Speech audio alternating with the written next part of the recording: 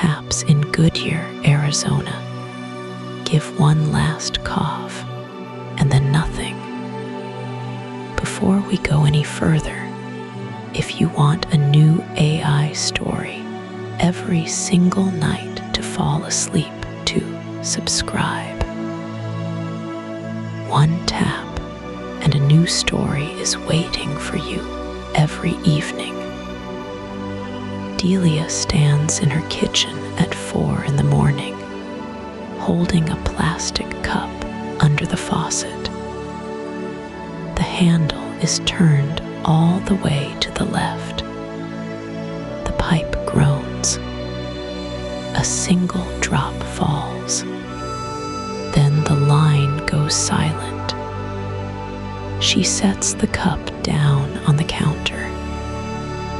The counter is laminate, the color of sand. Her bare feet are cold on the tile. Outside, the desert is dark, and the street light at the end of her driveway is doing that thing it does, buzzing on and off, on and off. Her phone is on the counter next to the cup. The screen is lit. There is a message from the utility. Delia works at the utility. She knows the message before she reads it. Citywide service interruption. Do not flush. Do not run appliances. Stay TUNED for updates. The message went out at 3:51. It is now 4:02. She has 11 minutes on everyone except the people who were already awake. In the living room, the television is muted. A weather map glows blue and orange. A graphic in the corner says heat advisory. The number under it says 114. That is the high for today. Today has not started yet. Down the hall, her daughter is sleeping.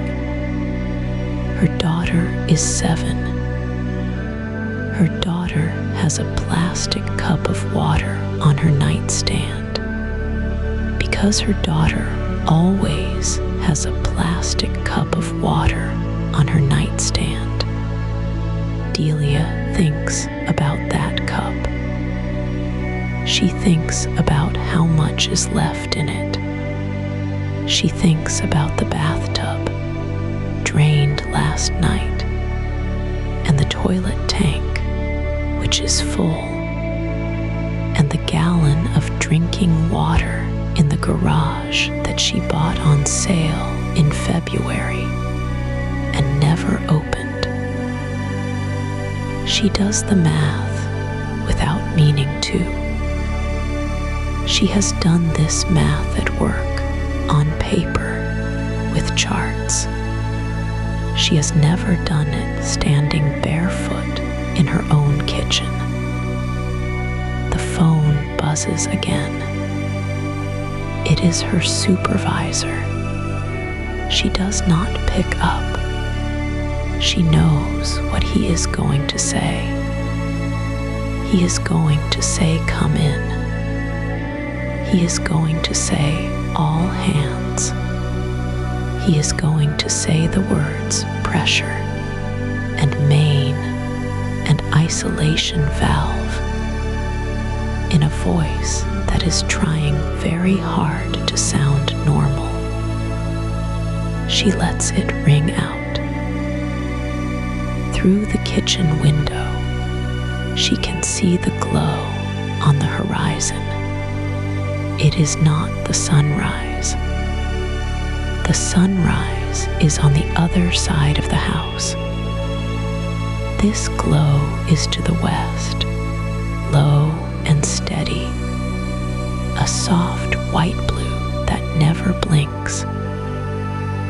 is the data center. It has been there for 2 years. At night, you can see it from the highway. From her kitchen window, it looks like a small city that nobody lives in. She thinks about the cooling towers. She has seen them up close, on a tour, back when the company was still doing tour. She remembers the sound they made. A long, soft exhale, like something very large breathing out. She remembers the white plume rising into the dry air and disappearing before it got very high. She remembers the engineer in the safety vest saying the word evaporative and smiling. The plume goes up. The water does not come back down. Not here, not in this valley. It rains somewhere else eventually, or it does not rain at all. The phone buzzes a third time, then a fourth. Her supervisor is not going to stop. Delia picks up the plastic cup from the counter. She holds it up to the light over the sink. There is one drop in the bottom, the one that fell when she first turned the handle. It is sitting there, perfectly round, catching the light. She tilts the cup. The drop slides down the side. It moves the way a tear moves on a window. Slow, patient, going somewhere. In the hallway, her daughter coughs in her sleep, then turns over, then is quiet. Delia sets the cup back down. She walks to the window. She looks at the glow on the horizon. The white-blue light is steady. It has not flickered. The data center has not lost power. The data center has not lost anything. She stands there for a long time. The phone keeps buzzing. The faucet does not. Somewhere out in the dark, a server finishes a prompt, and a cooling tower exhales, and a small white plume rises into the desert sky and is gone.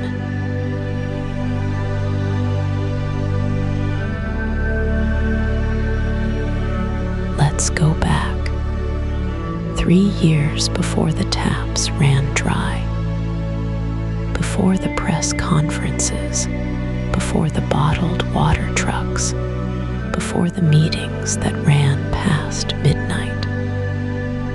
Back to when the story was just a job, and the job belonged to a woman named Delia. Delia Marquez worked the night shift at the Goodyear Municipal Water Utility, west of Phoenix. She was 43. She had 2 kids, a husband who drove a delivery route for a beverage company, and a small ranch house with a lemon tree in the yard. The lemon tree was a point of pride. In that part of Arizona, keeping a tree alive took planning. Her shift started at 10 at night and ended at 6 in the morning. She liked the quiet. The control room was small and cold, lit by the soft blue of 6 monitors arranged in a half circle. There was a coffee maker that hissed when it brewed, a radio she kept low, tuned to a Spanish language station out of Glendale, a photo of her daughters taped to the corner of the main screen. Delia was not an engineer. Her title was Operations Technician II. Her job was to watch. She watched pressure readings across the city's distribution zones. She watched flow rates out of the treatment plant. She watched the reservoir levels at the 3 pump stations that fed the western neighborhoods. If something moved outside its range, she logged it, called the on-call supervisor, and waited for instructions. Most nights, nothing moved. The system she used was called HydroSense. It was a software platform her utility had adopted 4 years earlier, sold by a company out of Denver. HydroSense pulled data from sensors across the network and displayed it in clean colored charts. Green meant normal. Yellow meant attention. Red meant call someone. There was also a small panel in the lower right corner of the main screen, labeled Predictive Demand. That panel was newer. It had been added in an update about 18 months ago. The Predictive Demand panel used a machine learning model to forecast water usage over the next 24 hours. It accounted for weather, day of the week, historical patterns, and what it called large customer commitments. Delia did not know exactly how it worked. She knew that when the number on the panel went up, the supervisors paid more attention. When it went down, everyone relaxed. She trusted it the way you trust a thermometer. It seemed fine. Her routines were small and steady. At 11, she checked the eastern zones. At 1, she walked down the hall to the break room and ate the dinner her husband packed for her, usually rice and beans in a glass container, sometimes a tamale wrapped in foil. At 3, she did her main log entry. At 5, she started the handoff notes for the morning shift.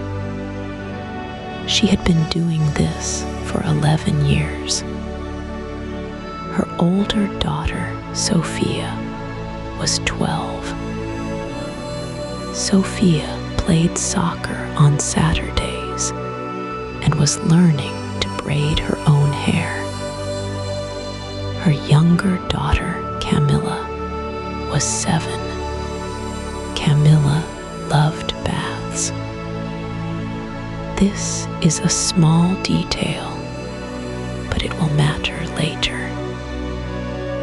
Camilla could spend an hour in the tub, narrating long stories to her plastic horses while the water cooled around her. Delia would knock on the door and tell her to come out, and Camilla would beg for 5 more minutes, and Delia would give her 10. Goodyear was growing fast. Delia could feel it.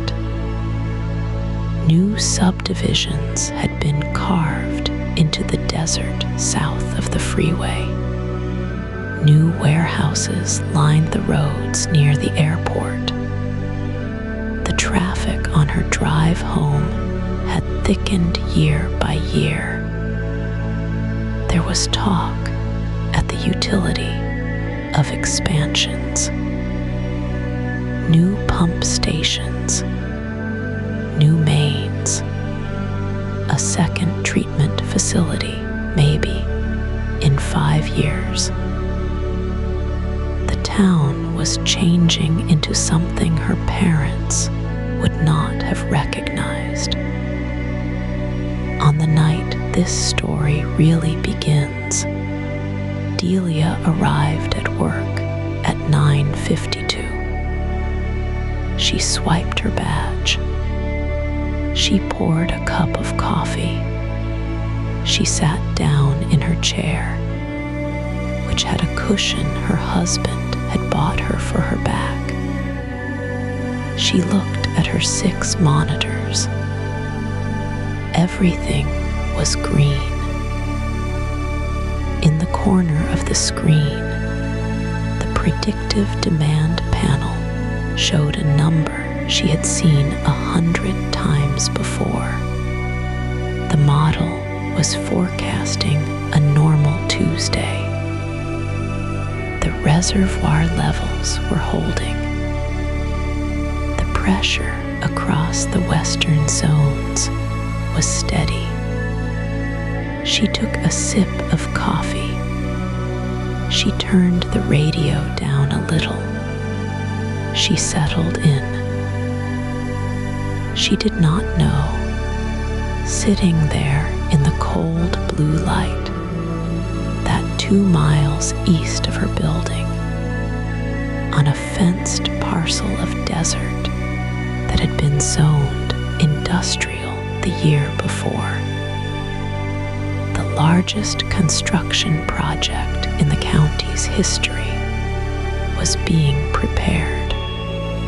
She would learn about it soon enough. Everyone would. For now, the night was quiet, and the screens were green, and the lemon tree in her yard was still alive.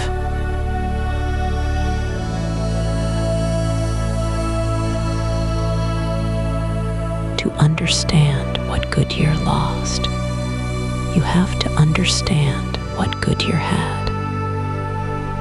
Back in the early 2000s, the town sat on the western edge of the Phoenix Valley like a quiet promise. Cotton fields, a small airport, a few subdivisions creeping out into the desert. The population was under 20,000. Most people worked in Phoenix proper and drove home at night to streets that smelled like creosote after a rain. The water came from 2 places. Some of it came from the Colorado River, piped in through the Central Arizona Project Canal. The rest came from the aquifer under their feet. That aquifer was old. It had been filling for thousands of years, fed by snowmelt and slow underground rivers most people never thought about. Delia's father worked for the city water department for 31 years. he retired the year she got hired. He used to keep a glass jar of well water on the kitchen windowsill, the way some men keep coins. He said the jar reminded him what his job was. The job, back then, ran on paper. A homeowner who wanted to drill a domestic well filed a Form 5540 with the Arizona Department of Water Resources. A developer who wanted to build a subdivision had to prove 100-year assured water supply. The certificate was called a Certificate of Assured Water Supply, and you could not break ground without it. The rule had been in place since the 1980 Groundwater Management Act, which Bruce Babbitt signed when he was governor.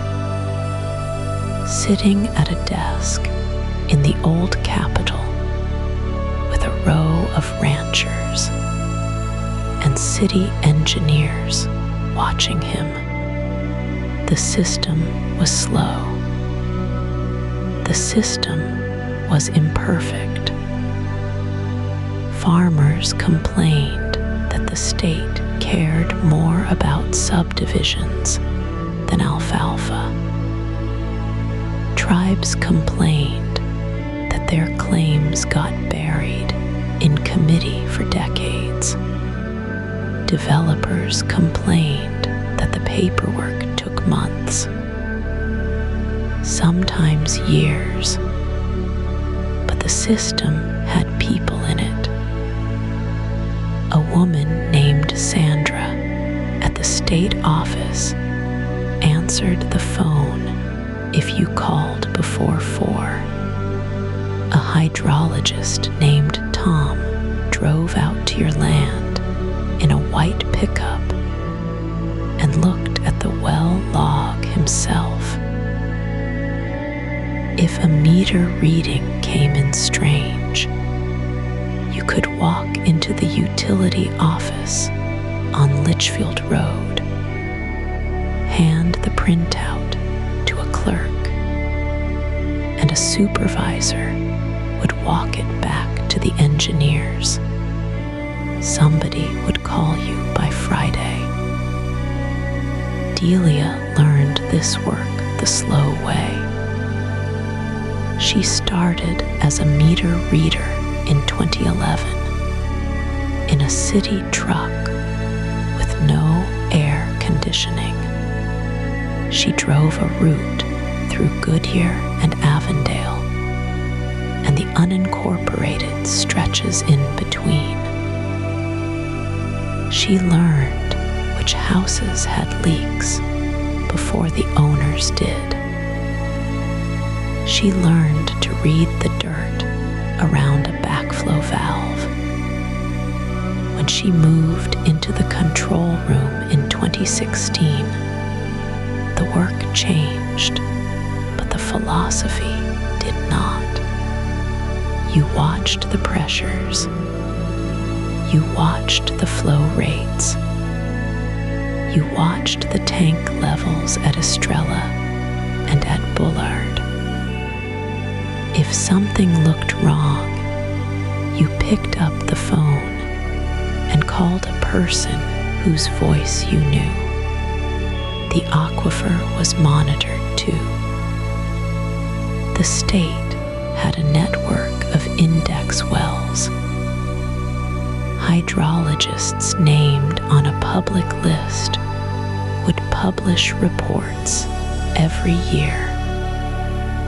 The reports were dry and long, and almost nobody read them, but they existed. If you wanted to know how deep the water table was under a particular section of land in 2003, you could find out. The number was there in a PDF with a signature.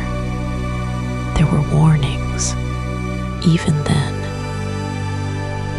In 1999, a state hydrologist named Tom Whitmer told a reporter from the Arizona Republic that the valley was pumping faster than it was recharging in several subbasins. The story ran on a Tuesday and was forgotten by Friday. New houses kept going up. New golf courses kept being watered at 3 in the morning. The Colorado kept flowing through the canal, and most people assumed it always would. By 2020, Goodyear had grown to nearly 90,000 people. The cotton fields were mostly gone. In their place stood master-planned communities with names like Estrella Mountain Ranch and Palm Valley. The water department had grown too, but the bones of it were the same. Paper trails, named people, a supervisor who picked up the phone. Delia worked nights by then. She liked the quiet. She liked the green readings on the SCADA screens, the soft hum of the servers in the next room, the way the city slept while she watched its veins. Her daughter was 4. Her daughter took baths every night in warm water that came out of a tap her grandfather had helped to build. Nobody in the control room had heard of a large language model. Nobody had heard the phrase hyperscale data center. The press release from Phoenix had not yet been written. The aquifer, for the moment, was still full.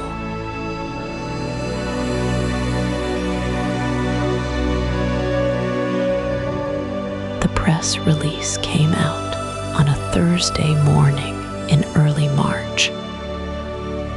Delia saw it on her phone before she saw it anywhere else. She was sitting in her truck in the utility parking lot, finishing her coffee before the night shift handoff. The headline was simple. A major cloud company had chosen their county for its newest data center campus. The company was one of the big 3, the kind of name you see on the back of your phone or at the top of your email. The release called the project a strategic compute expansion. It said the campus would bring $2 billion of investment into the region.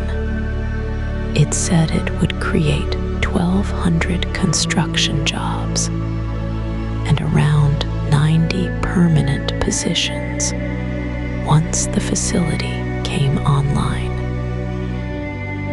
Delia read the article twice. She did not understand most of it, but she understood the photograph at the top. It showed the mayor standing next to 2 men in dark suits, holding an oversized pair of scissors. Behind them, a flat stretch of desert. The caption said the groundbreaking would happen in 6 weeks. The press release used words that sounded careful and clean. It said the campus would be water stewardship forward. It said the cooling design would be among the most efficient in the industry. It quoted a vice president of infrastructure. He said the company was deeply committed to being a good neighbor to the communities where we operate. He said they would be water positive by 2030. Delia did not know what water positive meant. She thought it sounded like a good thing. The article had a section about jobs. It said the data center would partner with the local community college to train technicians. It said there would be apprenticeships. It said the company would invest in STEM programs at the elementary schools. Her daughter went to one of those elementary schools. Delia made a mental note to ask the principal about it. There was a section about the environment, too. It was short. It said the facility would use a hybrid cooling system with advanced evaporative technology. It said this design would use significantly less water than legacy data center cooling. It did not say how much water. It did not say where the water would come from.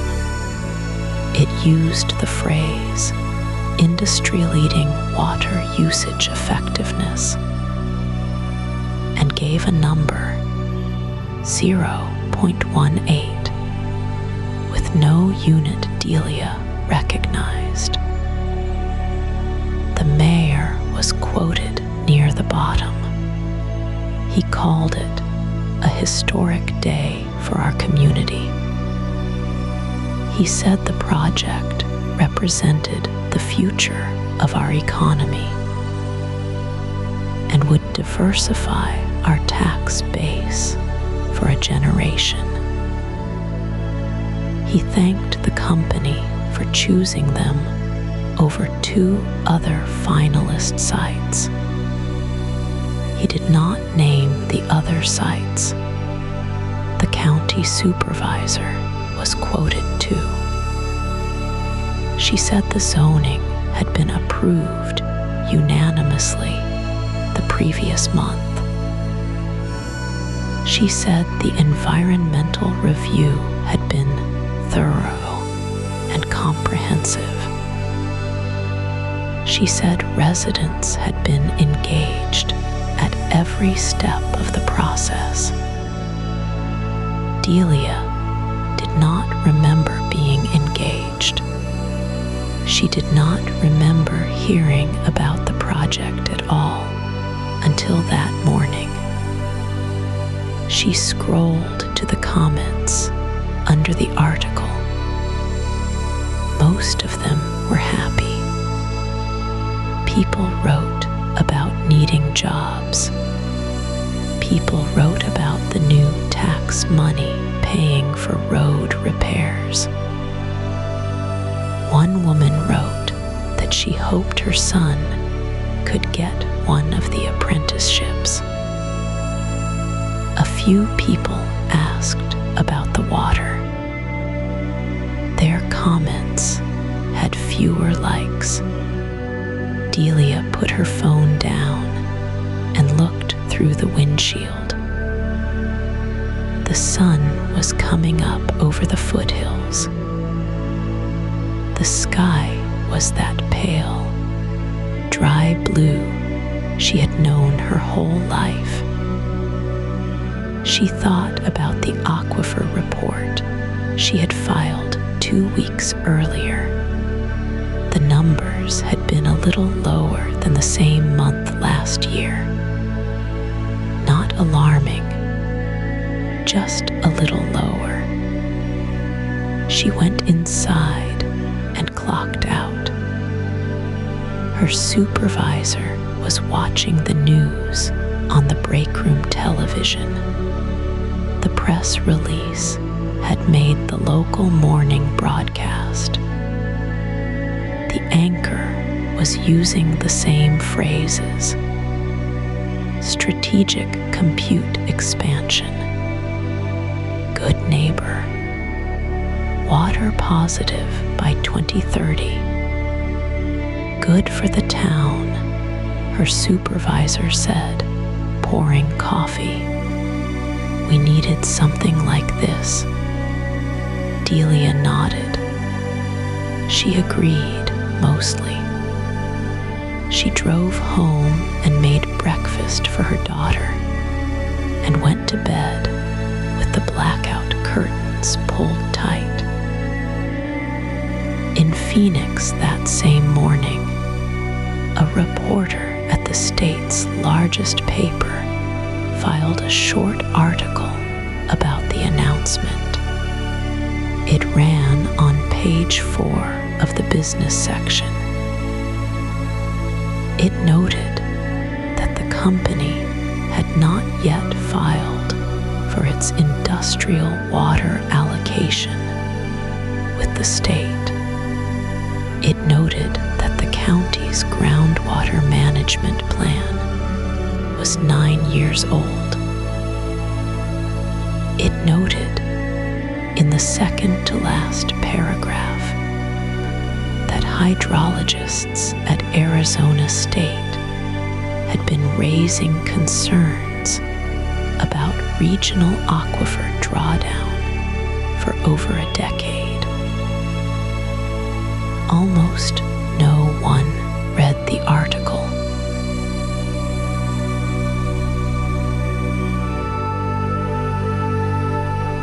The cooling towers came online on a Tuesday in late September. Delia remembers because she had worked a double, and the sunrise that morning was the color of weak tea. She drove past the new facility on her way home. The fans were spinning. Steam rose from the tops of the towers in slow white columns, the way bread cools on a rack. It looked clean. It looked like progress. Inside the utility office that week, the mood had shifted. Brent, her supervisor, taped a printout to the breakroom fridge. It was a chart with a green line climbing gently from left to right. The headline read, Industrial Demand Online. Revenue up 14% month over month. Somebody had drawn a little smiley face in the corner with a dry erase marker. 14% was real money.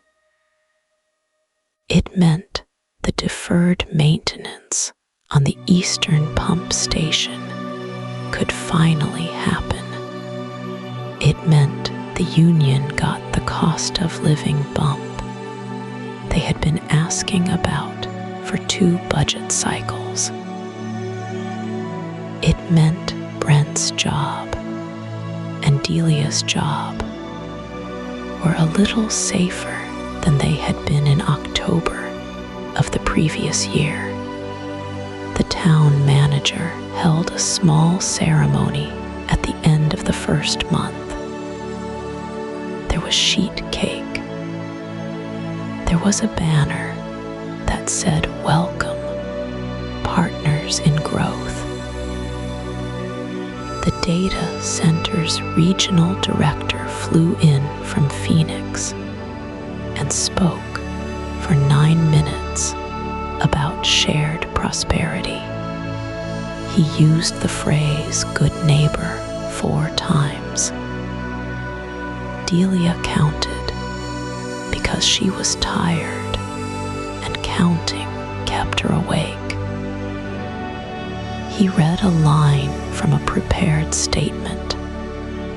"We are proud to operate one of the most water-efficient cooling systems in the American Southwest, with a water usage effectiveness of 0.18 liters per kilowatt hour." He paused for applause. The applause came. Most of the room did not know what a kilowatt hour was, and almost none of them knew what a liter per kilowatt hour meant. But the number was small, and small numbers sound responsible.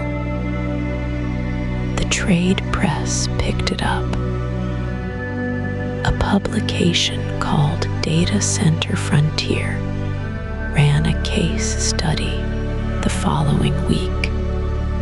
The headline called the facility "A Model for Arid Climate Compute." The article quoted the regional director. It quoted the mayor. It quoted a consultant from a firm in Dallas who said the project represented a new template for public-private cooperation in water-stressed geographies. There was a photograph of the cooling towers at dusk, lit from below in soft amber. They looked almost beautiful. The regional director posted the article on LinkedIn. He wrote, "Proud of this team. Proof that hyperscale and stewardship can coexist." The post got 1,100 likes. A senior vice president at the parent company left a comment that said, simply, "Promotion incoming." 3 weeks later, the regional director was named Vice President of Sustainable Infrastructure for the Western region. His new title appeared in a press release that ran on a Friday afternoon. 2 competing hyperscalers announced, within a month of each other, that they had selected the same cooling vendor for their planned Arizona builds. One of the announcements specifically cited the success of Delia's town as a reference deployment. A consultancy in Northern Virginia published a white paper titled "The Phoenix Model: Scalable Compute in Drought-Vulnerable Regions." It was 47 pages long. Page 3 contained the same 0.18 figure. Pages 4 through 47 mostly elaborated on it. Nobody objected because nobody had a reason to. The taps in town still ran. The pressure gauges at the utility read normal. The new revenue paid for new asphalt on Mesquite Street. A second restaurant opened near the highway exit. A small one that served breakfast all day. And the owner told the local paper she would not have taken the risk without the data center jobs nearby. The facility itself employed only 31 people full-time, but the construction had employed hundreds for almost a year. Trucks had stopped at the diner. Hotel rooms had filled. The high school had received a donation of laptops with the company's logo on a sticker near the trackpad. Delia's daughter brought one home. She used it to do a book report on Charlotte's Web. This is the part of the story that matters most. Not the cake, not the banner, not the LinkedIn post. The part that matters is that by every single measurement the town and the company had agreed to track, the system was working exactly as promised. The water usage effectiveness number was accurate. The revenue figures were accurate. The jobs were real. The cooling towers hummed at the precise frequency the engineers had designed them to hum at. There was nothing yet to see. Delia drove past the towers every morning, and every morning they looked the same. Clean, quiet, producing soft, white columns of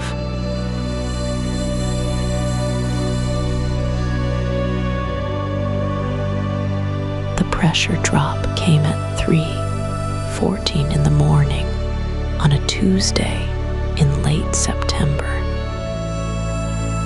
Delia was halfway through a tuna sandwich when the line on her left-hand monitor twitched. She would not have noticed if she had not been staring at it the way you stare at a fish tank when you are tired. The graph dipped, recovered, dipped again, and then settled at a number that was lower than the number before it. Not by much. 0.2 of a sigh on the west trunk line, the big one that runs out past the substation and through the industrial parcels. She set the sandwich down. She watched the line for another minute. It held steady, low but steady. In the old days before the data center, a dip like that would have meant a hairline crack somewhere, a pump struggling, a valve that had stuck open after backwash. Delia had walked out into the dark more times than she could count to chase down a dip like that. She had crawled under the building in February with a flashlight in her teeth. She pulled up the consumption log. The Phoenix Compute Facility was drawing. Of course it was drawing. It was always drawing. But the number on the screen was higher than the number she remembered from the Tuesday before. Not dramatically, just higher. She tapped the screen with her pen. Then she tapped it again. She wrote the readings down in the spiral notebook she kept beside the keyboard. Date, time, trunk pressure, facility draw. She underlined the trunk pressure twice. She drew a small arrow next to the facility draw and wrote up. Then she called Marcus. Marcus was the day shift supervisor. He was not technically her boss, but he had been at the utility for 31 years, and he knew everything.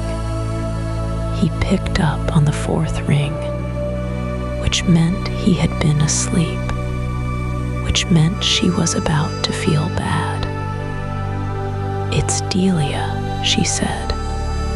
"Sorry, west trunk is reading low. About 2/10. The compute facility is pulling more than last Tuesday." There was a long quiet on the other end. She heard him breathing. She heard a dog somewhere in his house. "How much more?" he said. "Couple 100,000 gallons over baseline. Maybe a little more. Hard to tell at this hour. That's within the contract. I know it is. And 2/10 on the trunk is nothing, D. That's a rounding error. That's a temperature swing. You know the line contracts in cold air. It's 68 degrees out." He sighed. It was the sigh of a man who had been answering questions like this for 3 decades, and who loved her enough not to be rude about it. "They had a software push," he said. "Phoenix sent a note around last week. They're load balancing across the eastern campuses. We're going to see some flutter. It's not a leak. It's the new system finding its level. Okay, write it up in the log. If it dips below 70 on the trunk, you call me back. Otherwise, let it ride. Okay, eat your sandwich." He hung up. She sat for a minute with the phone still in her hand. Then she ate her sandwich. The tuna was warm now, and she did not enjoy it. At 4:02, the trunk pressure ticked back up by 1/10. At 4:40, it ticked up another.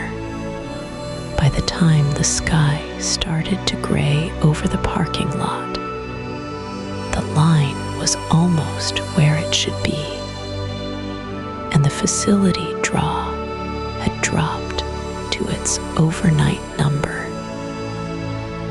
She wrote that down too. She drew another small arrow, this one pointing down, and beside it, she wrote back to normal with a question mark. The morning shift came in at 6.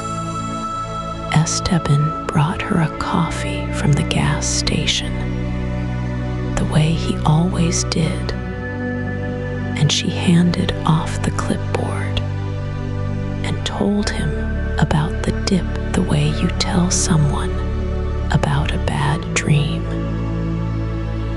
He nodded. He said load balancing.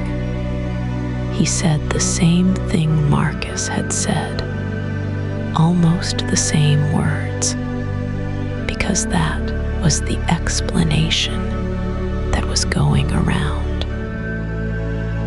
She drove home in the early light. She passed the long fence of the compute facility. The cooling towers were steaming in the cool air, white plumes lifting and folding against the pink sky. It looked, she thought, almost beautiful. It looked like a place where weather was being made. She slept until 2 in the afternoon. She dreamed of nothing she could remember. When she came back in on Tuesday of the next week, the trunk pressure dipped again. At 3:14 in the morning, the same 2/10, the same recovery, the same shape on the screen. She circled it in her notebook.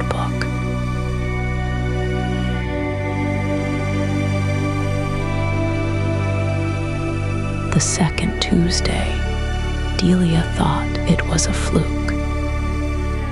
The third Tuesday, she thought it was the meter. By the 5th Tuesday, she had a folder on her phone called Pressure, and inside the folder were screenshots, each one taken at 3 in the morning, each one showing the same dip in the same place on the same graph. She kept the screenshots in order. She labeled them by date. She didn't know what else to do with them, so she labeled them. The line on the graph looked like a small valley. It started just before 3.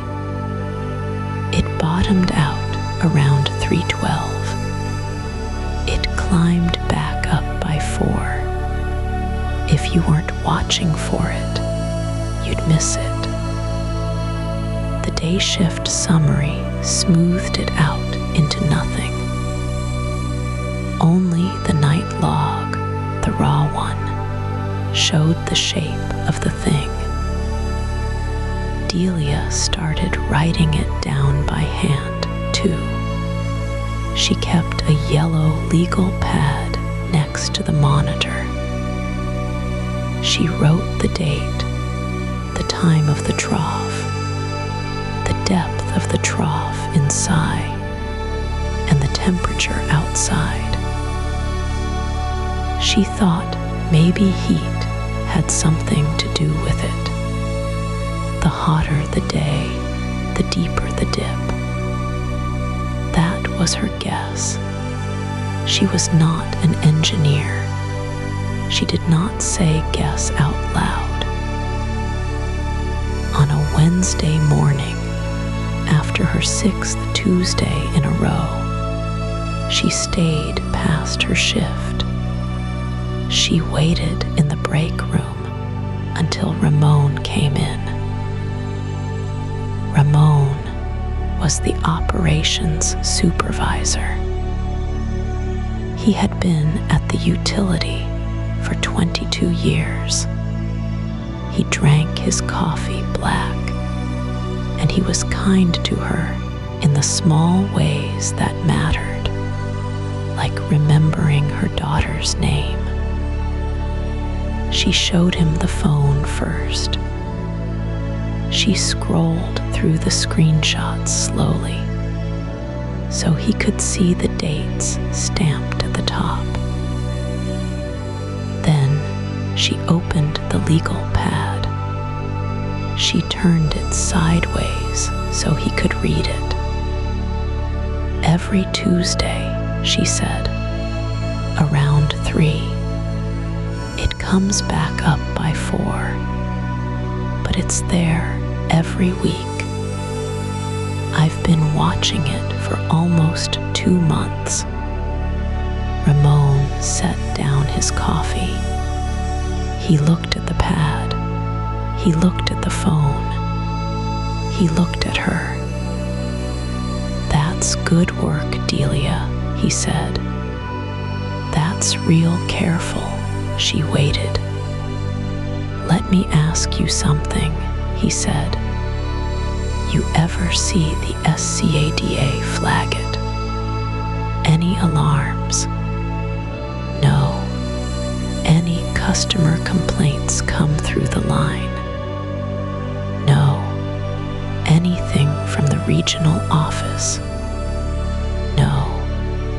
He nodded slowly, in the way people nod when they have already decided what they're going to say. "So here's what I think is happening," Ramon said. "We've got a new big customer out east. Big load. They draw heavy, sometimes off cycle, and the system rebalances. The system is designed to do that. It's working as intended. What you're seeing is the rebalance. It's not a leak. It's not a fault. It's the network doing its job. But it's the same time every week. Right, because their cycle is regular. That's a good sign, actually. Regular load is easy load. Spiky load is the one that kills you." She felt the conversation slipping. She tried once more. The drop is getting deeper, though. The first week it was almost nothing. Last Tuesday it was 4 psi. Ramon smiled. It was a kind smile, which was worse than an unkind one would have been. "Delia, listen. I appreciate the diligence. I really do.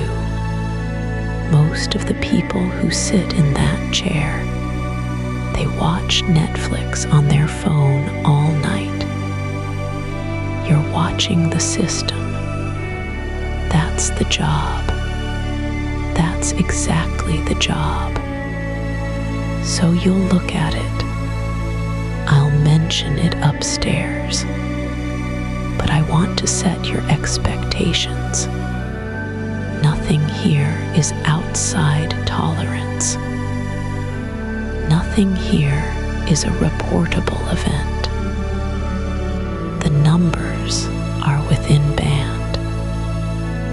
If they weren't, the system would tell us, and corporate would tell us, and we'd be having a different conversation.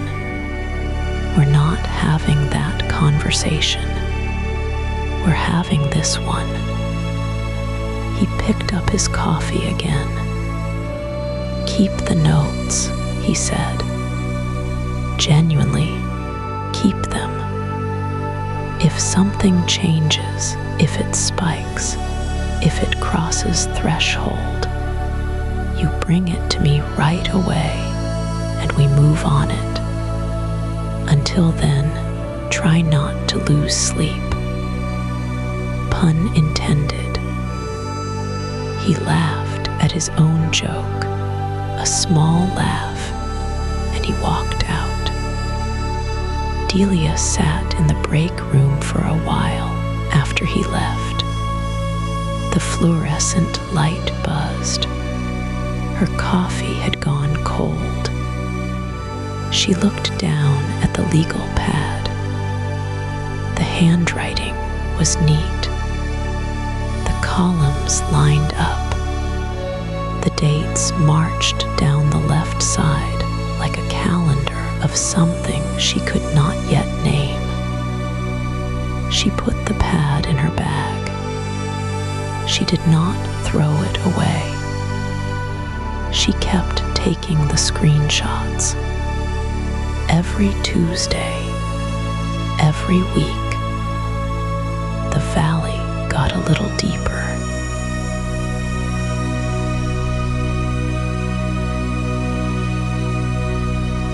Delia came in on a Thursday night, 12 minutes early, the way she always did. She set her thermos on the desk.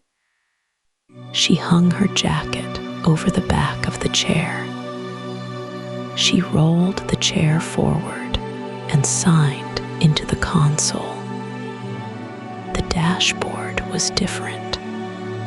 Not loud different. Not red banner, not pop-up window, not a memo taped to the monitor. The colors were the same. The layout was the same. The little graph in the upper right, the one that tracked outflow to the Vista Verde campus, still ticked along in its familiar blue. But the threshold line had moved. For 8 months, that line had sat at 400,000 gallons per hour. Anything above it lit up amber. Anything above 450 lit up red. Delia knew those numbers the way she knew her daughter's shoe size. She had stared at them through hundreds of quiet nights. Now the amber line sat at 520,000. She leaned closer. She thought maybe her eyes were tired. She pulled up the legend. The legend confirmed it. Amber at 520. Red at 580. The current reading was 471,000 gallons per hour. 2 weeks ago, that number would have lit her screen up like a slot machine. Tonight, it sat in calm white text on a calm gray background. Nominal. Within range. Delia opened the change log.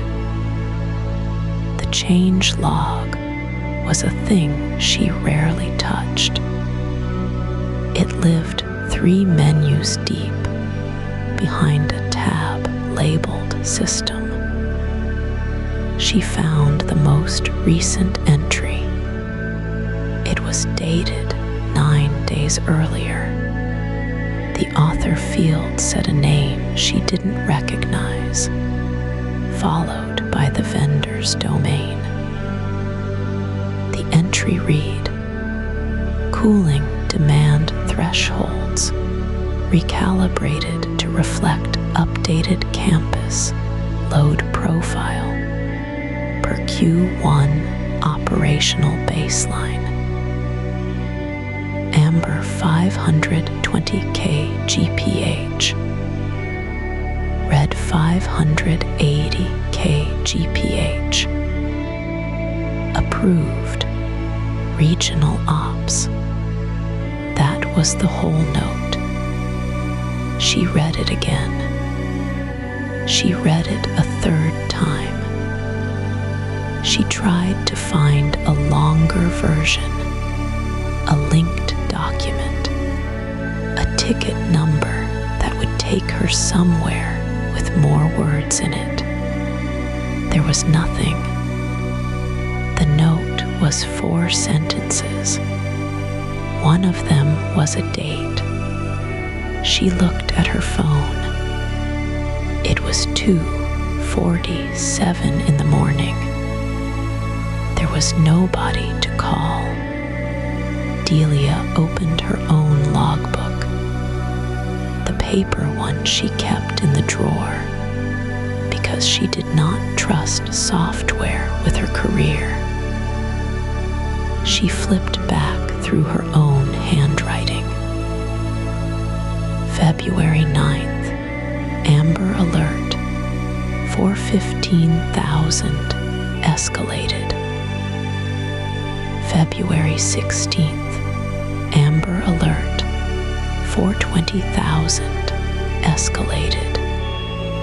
February 23rd, Amber Alert, 440,000, logged. No response from Vista Verde liaison. Every Tuesday. Always Tuesday. She did the math in her head. The campus was now allowed to pull 80 more thousand gallons an hour before anyone got a warning. Over a day, that was almost 2 million gallons of slack. Slack that used to be a problem. Slack that was now, according to the system, simply how things worked. She thought about the word recalibrated. It was a soft word. It was the kind of word you used when you did not want anyone to ask a follow-up question. Nobody recalibrated a smoke alarm.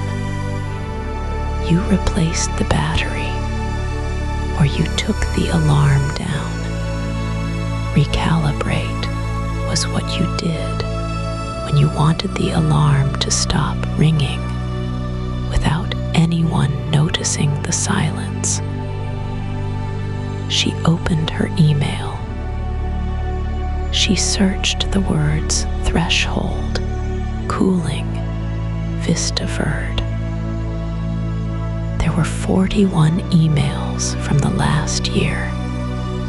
None of them, not one, mentioned a change to the alert levels.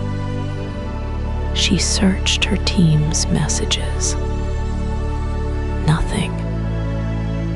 She checked the bulletin board above the coffee maker, the one where Hank pinned the printouts of policy updates. The most recent pin was about parking. The decision had been made. It had been documented. It had been approved. And it had been done without ever crossing her desk, because her desk was not on the list of desks that needed to know. Delia sat back. The chair creaked. The dashboard hummed its small electric hum. Outside, the wind pushed against the metal siding of the utility building. And somewhere south of her, 16 miles down the dark highway, the cooling towers at Vista Verde drew their quiet rivers up out of the ground. She thought about her daughter, asleep at home, the bath water from the night before still in the pipes somewhere. She thought about how she would have called this an emergency 2 weeks ago. She thought about how tonight, if she called anyone and said the words emergency or amber or threshold, the person on the other end would pull up the same dashboard she was looking at, see the calm white number, and tell her gently that everything was operating within range. She closed the change log. She did not close her paper notebook.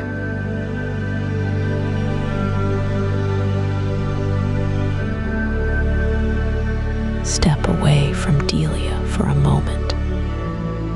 Step out of the control room, out of the night shift, out of the small Arizona town where the pressure gauges hum. The thing she was beginning to see had already been seen. It had been measured, written down, footnoted, and shelved.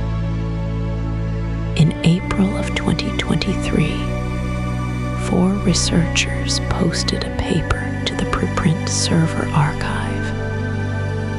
The lead author was Shaolei, an associate professor at the University of California, Riverside. The title was plain: Making AI Less Thirsty. The paper ran 41 pages. Most people never read past the abstract. The numbers inside were small, and that was what made them frightening. Training GPT-3 in Microsoft's US data centers, the authors estimated, evaporated about 700,000 liters of clean freshwater. A short conversation with the model, somewhere between 10 and 50 prompts, used roughly a 500 milliliter bottle of water. Not metaphorically. Actually, water pulled from a municipal supply, run through a cooling tower, lifted into the desert air as vapor, and gone. The paper was careful. It used the operator's own reported figures. It used public weather data.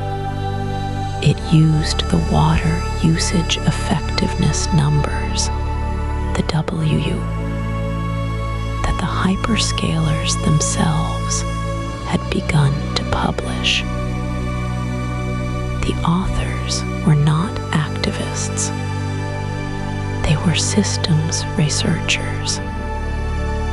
Their conclusion was modest. The water cost of AI was large, uneven across regions, and almost entirely hidden from the public. Other records existed before that paper, and others followed. In 2022, Google's environmental report disclosed that the company had consumed about 5.2 billion gallons of water at its data centers that year, a 20% rise from the year before. Microsoft's report, released in 2023, showed a 34% jump in water use, from roughly 4.2 million cubic meters to 6.4 million. The company linked the rise, in plain language, to its artificial intelligence work.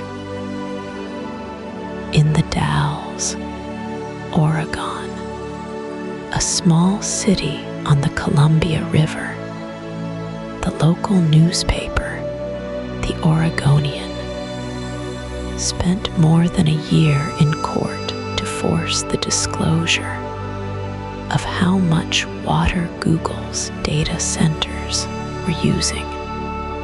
The city had fought the release on Google's behalf, arguing the figures were a trade secret. When the numbers finally came out in 2022, they showed that Google's facilities had used more than a quarter of all the water consumed in the town. In West Des Moines, Iowa, court filings and utility records showed that a cluster of Microsoft data centers used about 6% of the entire district's water in July of 2022, the month that OpenAI was finalizing the training run for GPT-4. The local utility, in a memo later reported by the Associated Press, asked the company to slow its expansion. The memo said the district could not promise enough water for both residential growth and further data center growth. In Mesa, Arizona, not far from Delia's town, Meta broke ground on a data center campus in 2023. The city granted a water allocation of roughly 1.5 million gallons per day. Local hydrologists pointed out that the Phoenix metropolitan area was in its third decade of drought. The Arizona Department of Water Resources had already announced in June of 2023 that it would stop approving new housing developments in parts of the region that relied solely on groundwater. The data centers were not affected by that pause. In Bluffdale, Utah, the National Security Agency's data center, built into the dry salt Lake Valley, became the subject of years of water rights litigation. The state legislature in 2021 passed a law allowing the facility's water use to be kept secret from the public. Activists sued. The numbers, when they trickled out, were measured in millions of gallons per day. By 2024, the hyperscalers had all announced commitments to be water positive by 2030. Microsoft, Google, Meta, Amazon. The phrase meant they would, by that year, return more water to the watersheds they drew from than they consumed. The commitments were not legally binding. The methods of accounting differed from company to company. A 2024 investigation by Bloomberg found that some of the offsets being counted were thousands of miles from the facilities doing the consuming. A wetland restored in Indonesia did not refill an aquifer in Arizona. None of this was hidden. The reports were posted on corporate websites. The court filings were public. The academic papers were freely downloadable. Reporters at the AP, the Oregonian, the Atlantic, and Bloomberg had written about it, sometimes at length. Congressional staffers had been briefed. Local utility boards, including the one Delia worked for, had received the same data in their inboxes, often forwarded twice. The pattern she was beginning to notice on her.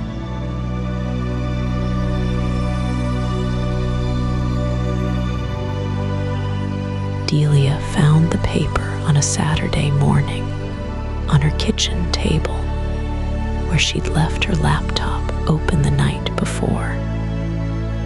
She had searched 3 words before bed: data center water. The first result that wasn't a press release was a PDF from the University of California, Riverside. The title was almost gentle, almost embarrassed about itself, making AI less thirsty. The lead author's name was Shaolei, an associate professor. The paper had gone up in April of 2023. By the time Delia found it, it had been sitting on the open web for almost 2 years. She poured a cup of coffee and started reading. The numbers came at her slowly, the way bad news always did. Training GPT-3, the paper estimated, had evaporated about 700,000 liters of clean freshwater. That was just the on-site cooling at Microsoft's U.S. data centers. It did not count the water used to generate the electricity that ran the chips. When you added that in, the number climbed past 5 million liters for one model. Once, Delia read the sentence twice. She thought about the swimming pool at the elementary school where her daughter took lessons. She tried to picture how many of those pools 5 million liters would fill. She couldn't. Ren and his co-authors had done something the industry had not done. They had broken the water cost down per conversation. Every 10 to 50 prompts, depending on the time of year and the location of the server, used about a 500 milliliter bottle of water. A small bottle, the kind a child carries to school. She kept reading. The paper was careful. It was not angry. It did not accuse anyone of anything. It simply pointed out, in flat academic prose, that the AI industry had been reporting its water use poorly, inconsistently, and in many cases not at all. The authors asked for transparency. They asked for what they called spatial temporal awareness. The idea that running a model in Arizona in July was not the same as running it in Ireland in February. The water cost was different. The aquifer cost was different. The harm was different. Delia underlined a sentence with her finger on the screen. AI models' water footprint can no longer stay under the radar. That had been the warning.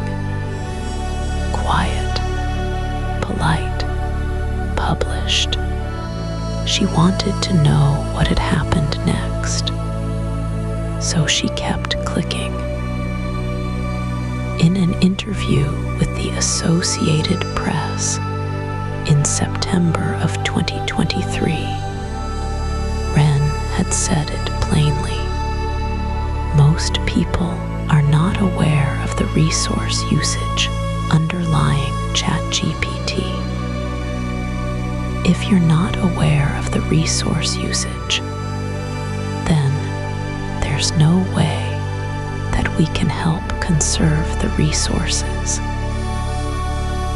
She read the quote out loud to her empty kitchen. The AP story had run in hundreds of papers. It had been picked up by the BBC, by Reuters, by The Guardian. For about a week, the water question was a story. Microsoft's own environmental report, released that same year, had quietly confirmed a 34% jump in water consumption from the year before. Google's report showed a 20% jump. The companies pointed to their pledges. Water positive by 2030. Replenishment projects in other watersheds. Commitments. Frameworks. Plans. Then the news cycle moved on. Wren kept publishing. In 2024, he and his team released updated estimates. They pointed out that a single 100-word email written by GPT-4 could use more than a bottle of water. They estimated that by 2027, global AI demand could withdraw between 4 and 6 billion cubic meters of water a year. That was more than the annual water withdrawal of Denmark. Delia looked up Denmark on her phone. Almost 6 million people lived there. She kept scrolling. She found a video of Wren speaking at a conference. He was soft-spoken. He wore a plain collared shirt. He did not raise his voice. He said at one point, "We are not against AI. We just want the industry to be honest about what it costs." Nobody had fired him. Nobody had attacked him. That was almost the worst part. He had not been silenced. He had been absorbed, cited in footnotes, thanked in sustainability reports, invited to panels, and the data centers had kept getting built in the same dry places, drawing from the same shrinking aquifers at the same accelerating pace. Delia closed the laptop. Outside, her sprinklers had already shut off for the month. The city had asked residents to cut outdoor watering by 30%. A polite letter had come in the mail. She had taped it to the refrigerator. The man had told them, in plain English, in a real journal with real numbers, and the cooling towers 6 miles north of her house had kept on humming.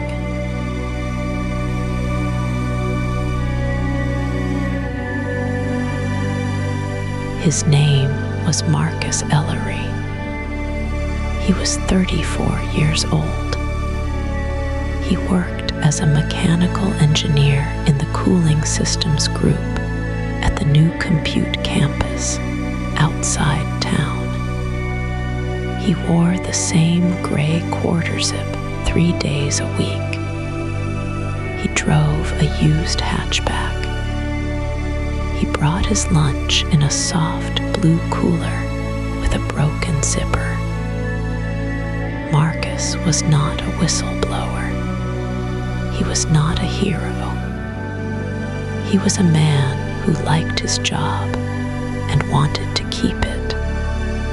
On the morning of February 18th, he sat at his desk and wrote a memo. The memo was 4 pages long. It had a title in plain black letters.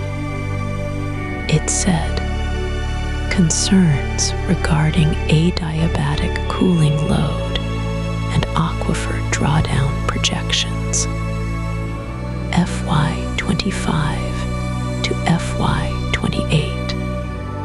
He saved it as a Word document. He did not send it to a reporter.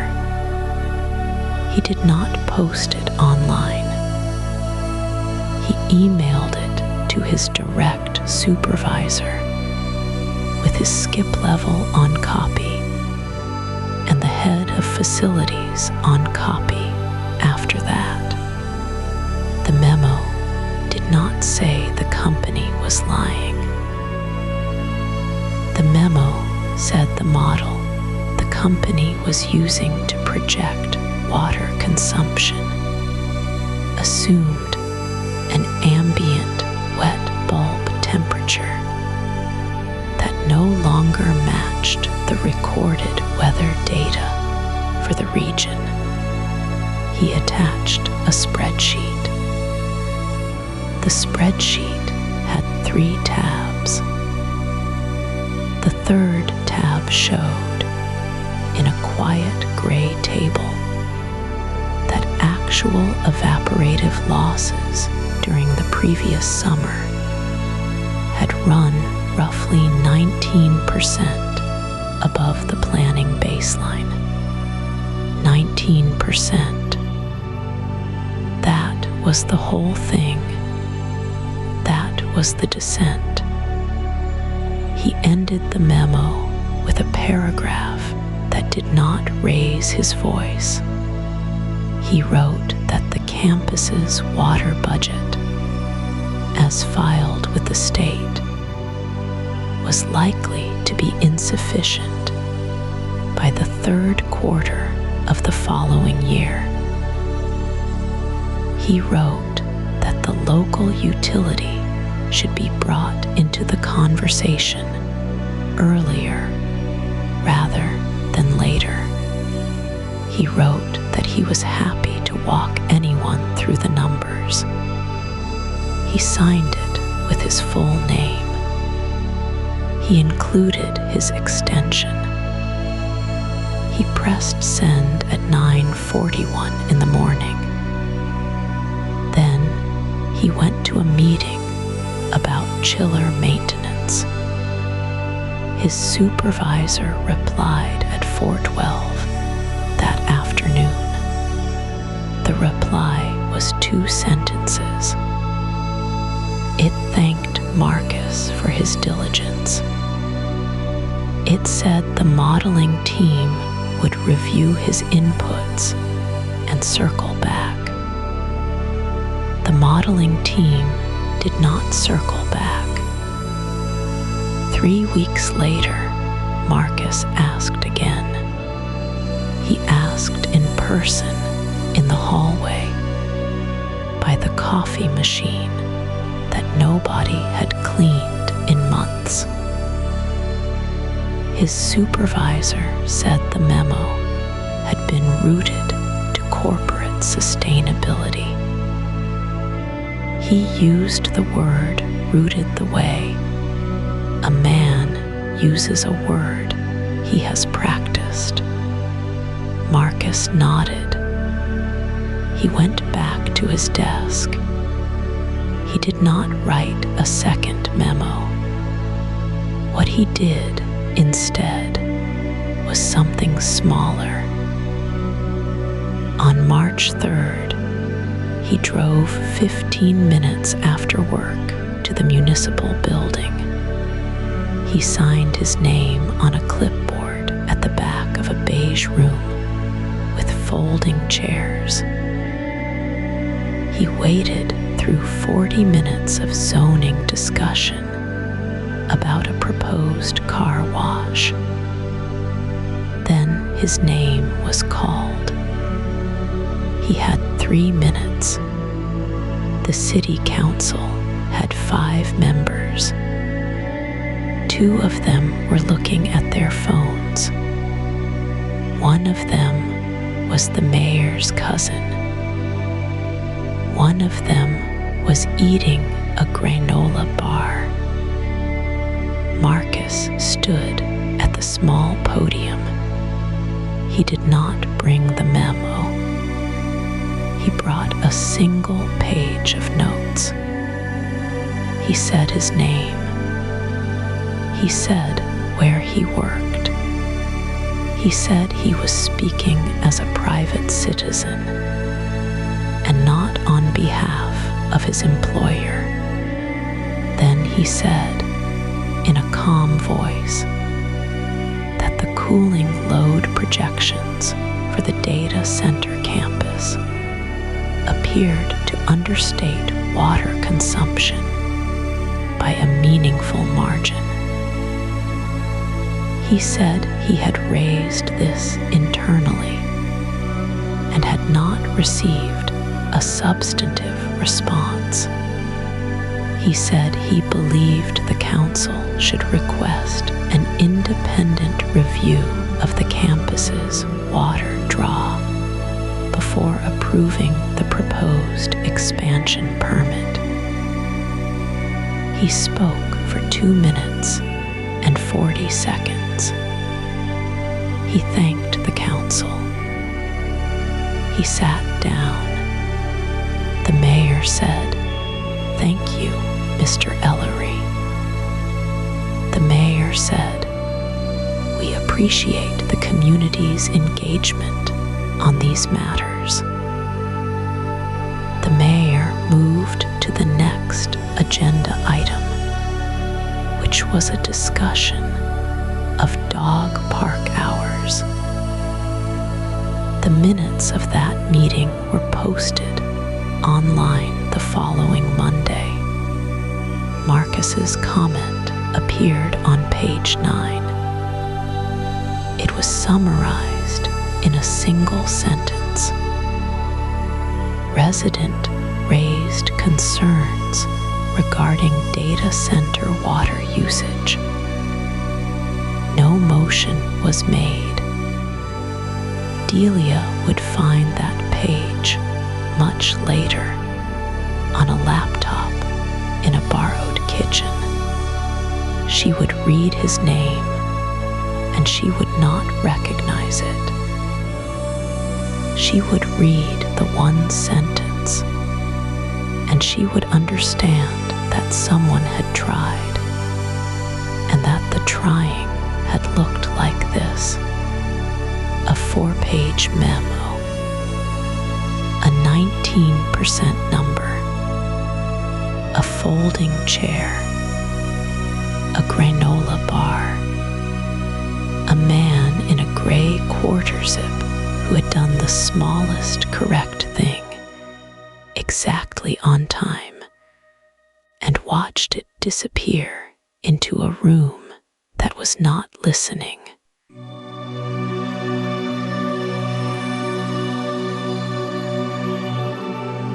Delia kept the memo folded in the back pocket of her work pants for 2 days before she did anything with it. She read it again on her lunch break, sitting in her truck with the windows cracked.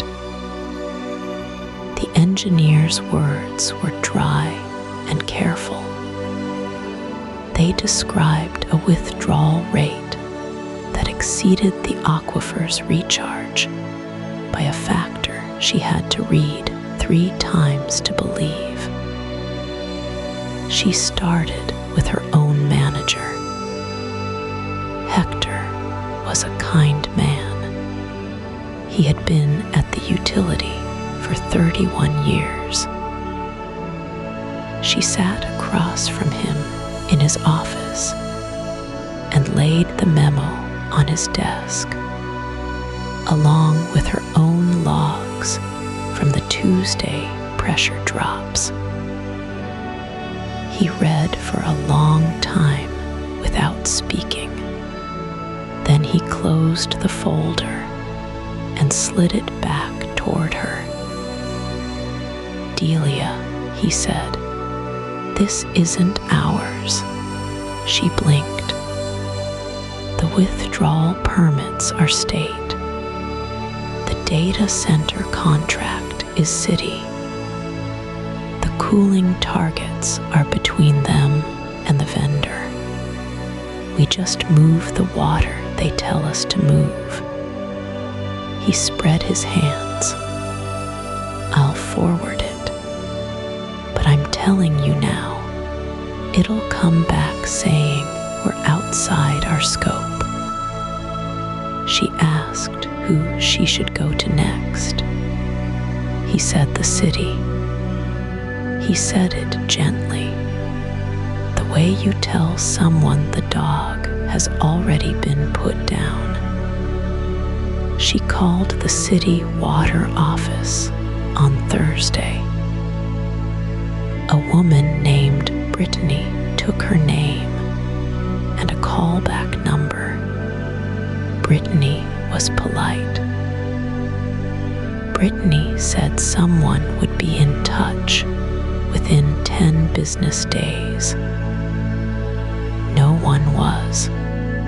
She called again the following Thursday. A different woman, this time, asked if she had filed a formal public records request. Delia said she was an employee of the utility. The woman said that didn't matter. The form was online. There was a $30 fee. She paid the $30. She filed the request. She received an automated email saying her request had been received and was being reviewed for responsiveness. She tried the mayor's office next. The receptionist. There was warm in the way that costs nothing. She took down Delia's concern in what sounded like one long exhale. She said the mayor was in meetings all week, but that his chief of staff handled constituent matters of this kind, and that someone would call her back. No one called her back. She tried the State Water Resources Department. A man named Glenn answered. Glenn listened for about 90 seconds before he interrupted, not unkindly, to explain industrial groundwater withdrawals above a certain threshold were governed under a separate permitting regime, and that the facility in question was, to his knowledge, operating under a grandfathered allocation from a prior land use. He suggested she contact the Regional Planning Commission. The Regional Planning Commission's voicemail box was full. She thought about a lawyer. She looked one up, an environmental attorney 2 towns over, and got as far as the intake form before she stopped. The retainer alone was more than her truck was worth. She closed the browser tab and sat in her kitchen for a long time, listening to the refrigerator hum. The journalist was her last idea. There was a reporter at the regional paper who had written about the data center when it first arrived. Her name was on the byline of the welcome piece, the one with the photo of the ribbon cutting. Delia found her email and wrote carefully in the plainest language she knew. She attached nothing. She just described what she had seen on the Tuesday gauges and asked if the reporter would be willing to talk. The reply came the next morning. It was 3 sentences. The reporter said she was interested. She said she would need to verify the claims independently. She said her editor would want to know whether Delia had signed any non-disclosure agreement related to her employment. Delia opened her employment file that night. She had signed one 4 years ago when the utility renegotiated its service contract with the facility's parent company. She had not read it then. She read it now. It used the phrase operational data of partner entities, and it used the phrase perpetual obligation. She wrote the reporter back and said she would need to think about it. She did not write again. Each door had closed for a reason that made sense. Hector was right about scope. Brittany was right about the form. Glenn was right about jurisdiction. The lawyer was expensive because lawyers are expensive. The reporter needed verification because reporters need verification. The NDA was a contract she had signed of her own free will for a job she needed in a town where jobs were thinning. Nothing had failed. Everything had worked exactly as it was built to work. The memo went back into her pocket. The Tuesday gauges kept dropping, and somewhere in a server hall she had never been inside, the cooling towers kept drinking.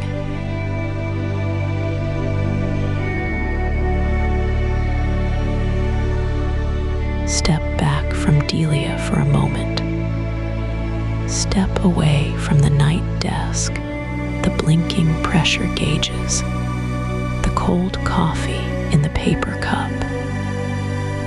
Let the camera pull up and out over the desert until you can see the whole record laid flat like pages on a table.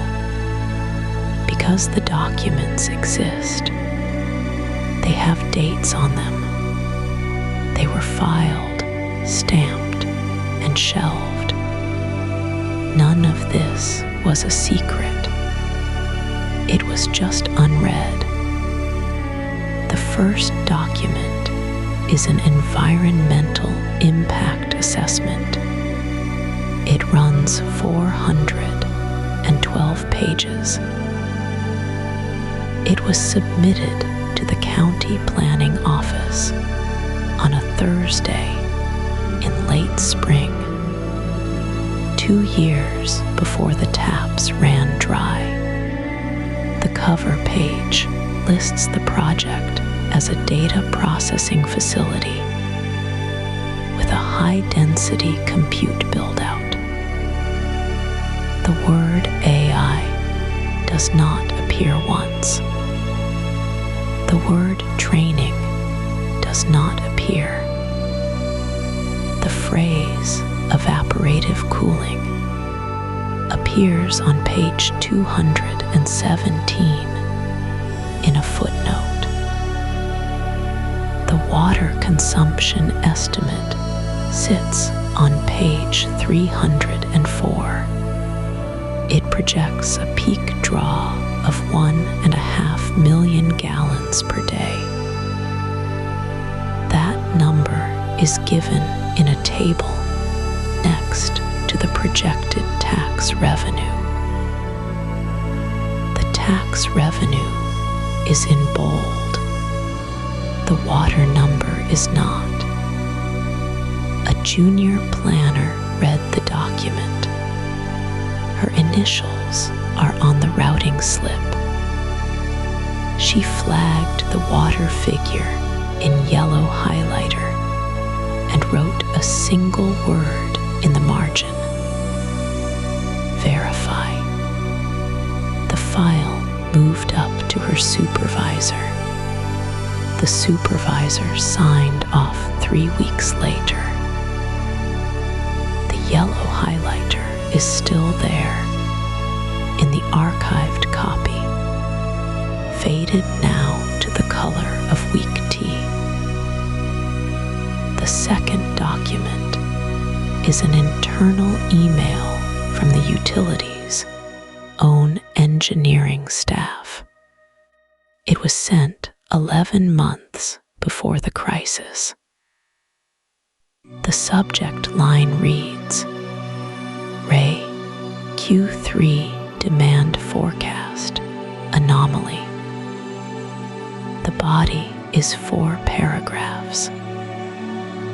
The third paragraph says, in plain language, that if the new facility ramps to full capacity on the current schedule, the western pressure zone will fall below regulatory minimums during summer peak. The engineer who wrote it asked for a meeting with the operations director. The meeting was scheduled, then rescheduled, then moved to the following quarter. The calendar invite, recovered later, shows it was canceled 4 times before being quietly dropped. No one replied to the engineer's follow-up. He sent 2. The second one ends with the sentence, "Please advise on next steps." There were no next steps. The third document is a slide deck. It belongs to the company that built the facility. The deck is internal, marked confidential. dated roughly 18 months before the failure. Slide 9 is titled Site Selection, Water Risk Matrix. It lists candidate locations in a grid. The town in question is in the top row. The water risk score is marked amber, not green. A note beneath the grid reads, acceptable given community engagement strategy and tax incentive package. Community engagement strategy. That is the phrase. It appears in the deck 3 times. It refers, in practice, to a single town hall meeting held on a Tuesday evening, attended by 11 residents, at which a representative explained that the facility would create 42 jobs. The water figure was not presented. The 4th document is a Slack message. It surfaced later in a deposition exhibit after a journalist filed for the records. It was sent between 2 engineers at the operating company the morning after the facility came online. One wrote, cooling load higher than model predicted. The other replied, by how much? The first wrote, 20 to 30%. Checking. The conversation continues for 19 messages. The last one says, we'll catch it in the next efficiency pass. There was no next efficiency pass.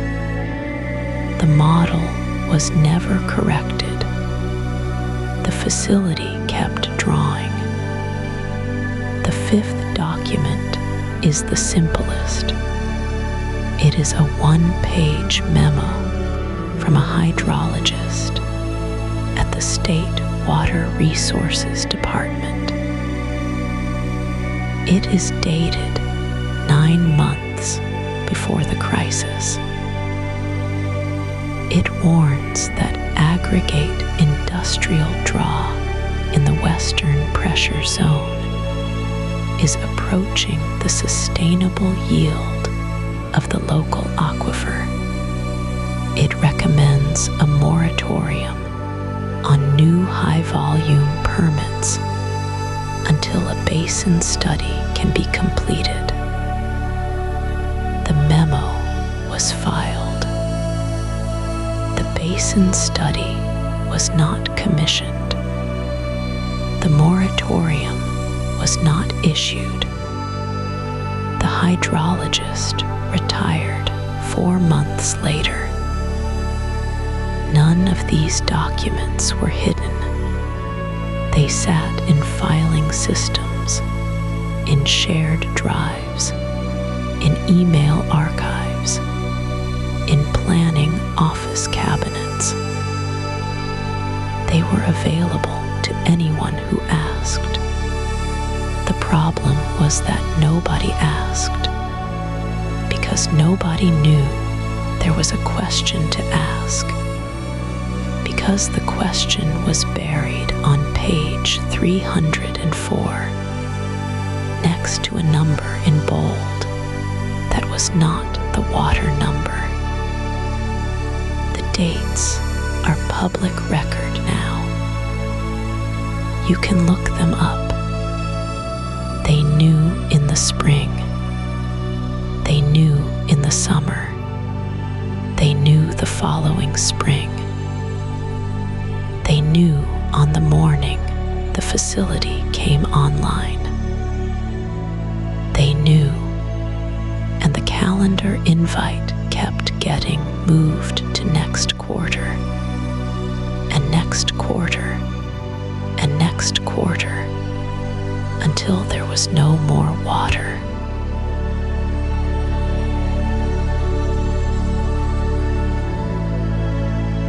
The environmental review sat on a shared drive at the utility for 26 months before anyone outside, the engineering team, opened it again. Delia knew this because she went looking for it one slow Wednesday in February. She found the file. She saw the access log. 2 people had read it since it was uploaded. One was the engineer who wrote it. The other was a summer intern who left the agency 3 years earlier.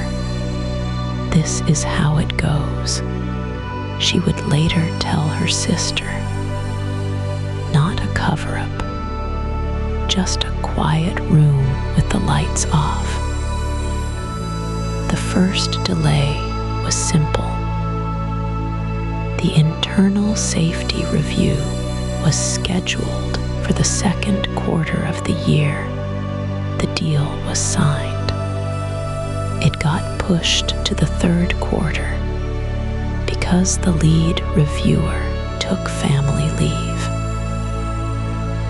It got pushed to the fourth quarter because the procurement audit ran long. By the time it was rescheduled, the fiscal year had closed, and the review fell off the standing agenda. It did not get canceled. It simply stopped being scheduled. The board meeting in October had the water usage assessment listed as item 9. Delia had seen the agenda. She had watched the live stream while folding laundry. When the meeting started, item 9 was gone. The chair explained that 2 items had been moved to the November session to allow for fuller discussion. November came. The item was not on the agenda. December came. The board went into recess. In January, a new chair was elected. The agenda was rebuilt from scratch. There was a working group. That was the part that always got Delia. There had actually been a working group. 6 people from the utility, 2 from the city, 1 from the county groundwater authority, and a hydrologist on contract from the state university. They met 4 times. They produced a draft framework for ongoing monitoring. The framework recommended quarterly public reporting on withdrawal volumes from the new cooling facility. Then the reorganization came. The utility merged 2 divisions to cut overhead. The working group did not appear on the new org chart. Nobody disbanded it. Nobody told the members it was over. The meetings simply stopped being scheduled, and the hydrologist's contract expired, and the framework draft moved into a folder marked pending leadership review. The leadership review never happened because the position of Director of Sustainability Planning was frozen during the hiring pause. The pause was meant to last 60 days. It lasted 19 months. Delia learned all of this slowly in pieces. The way you learn that a relative has been sick for a long time and nobody told you. A retiring engineer mentioned the working group at a going-away lunch. A union rep mentioned the frozen position during a contract dispute. A reporter from the regional paper called the front desk one afternoon, asking about the framework draft, and Delia overheard the receptionist say she had never heard of it. She started a notebook, not for anything official, just to keep the timelines straight in her own head. She wrote down dates. She wrote down names of meetings that had been rescheduled. She wrote down the email she had sent to the deputy city manager in March, and the auto-reply that said he was on leave, and the follow-up she sent in May that was never answered. None of it looked like wrongdoing.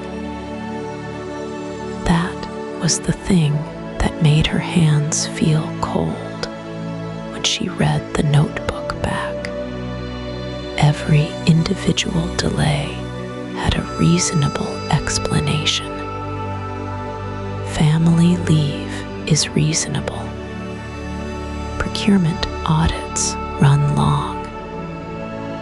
Hiring freezes happen during budget tightening. Reorganizations dissolve working groups all the time. Reporters don't always follow up, but when you stacked them, week by week, page by page, what you saw was an institution that had agreed something needed to be studied, and had then, through 1,000 small, ordinary frictions, declined to study it. The engineer who wrote the original memo, the one Delia had spoken to in the parking lot months earlier, had a phrase for it. He called it the slow no. Not a refusal, a drift. Things you said yes to in principle and never said yes to in practice. Things that stayed on every list and never reached the top of any list.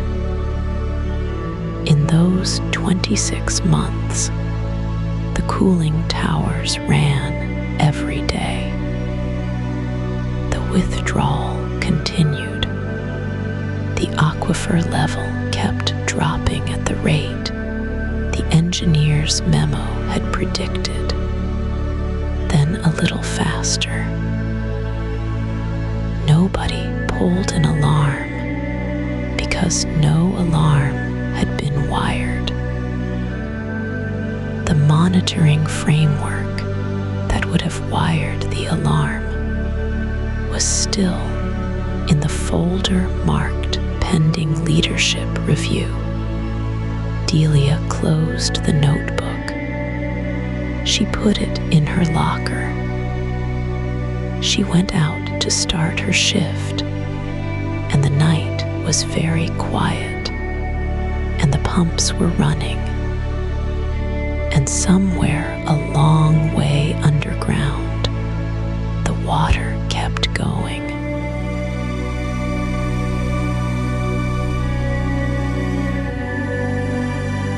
The story broke on a Thursday.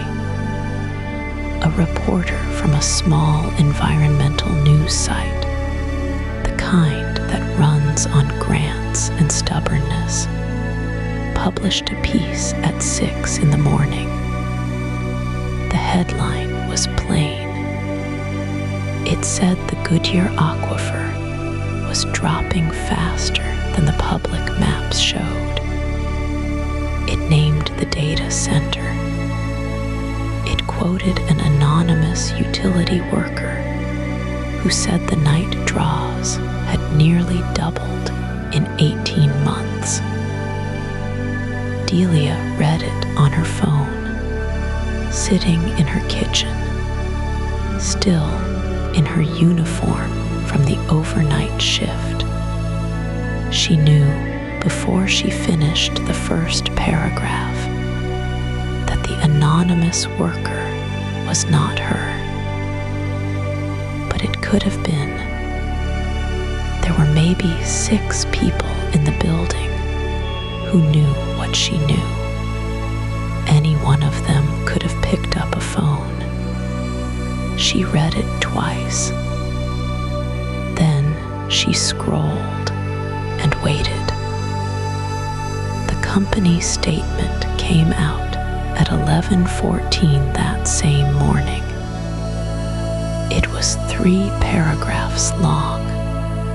She read it standing at the sink, a glass of water in her hand, because she had not gone to bed yet, and she could not seem to make herself.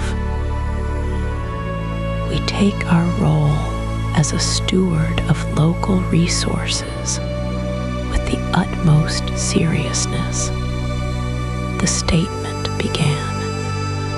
Our Goodyear campus operates within all applicable permits and in close partnership with municipal authorities.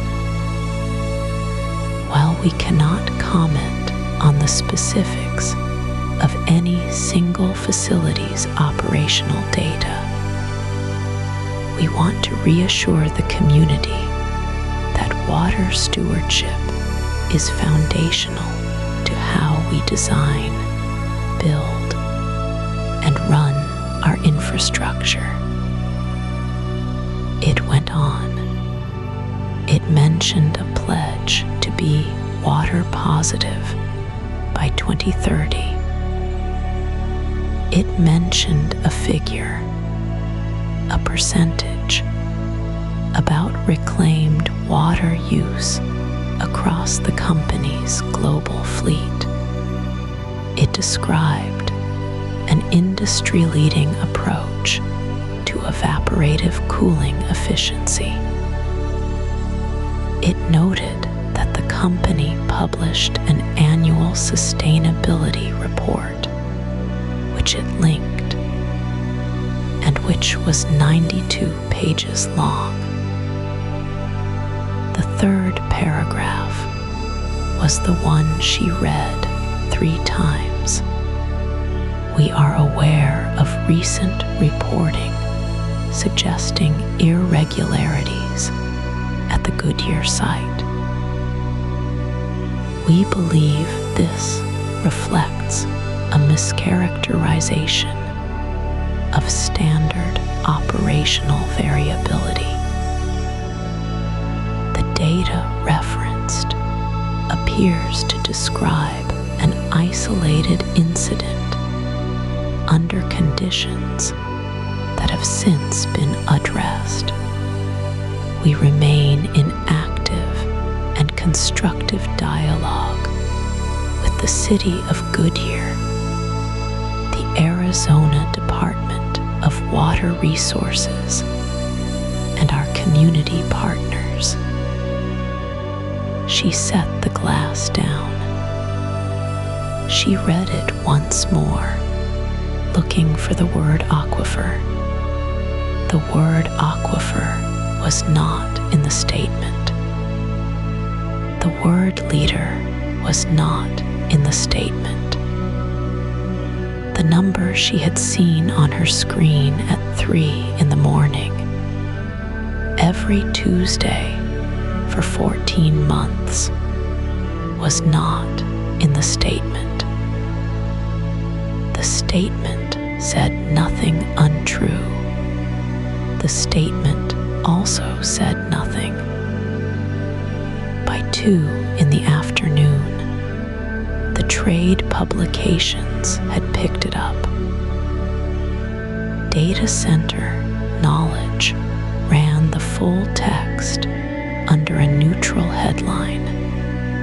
Bisno quoted the second paragraph and added a line from an industry analyst praising the company's transparency posture. A third site, one Delia had never heard of, ran a short piece that called the original report contested and embedded the statement in full with no further reporting. The next morning, a regulator's filing in a different state, in a different matter, footnoted the statement as evidence of industry best practice on disclosure. Delia did not see this. Almost no one did. But it was now part of the record. On the earnings call the following Tuesday, a financial analyst asked the chief executive a single question about water. The executive answered for 90 seconds. He used the phrase, "We take this seriously." He used the phrase, "foundational to our approach." He repeated the 2030 pledge. He said the company was investing in next-generation cooling research. He thanked the analyst for the question. The next question was about chip supply. Delia listened to the call on her drive home from a doctor's appointment. She pulled into a gas station, parking lot halfway through, and just sat there with the engine running. She knew the building. She knew the sound the towers made at 3 in the morning. She knew the pressure reading on the western main, the one that dropped every Tuesday like clockwork. She knew the engineer who had written the memo and what had happened to him.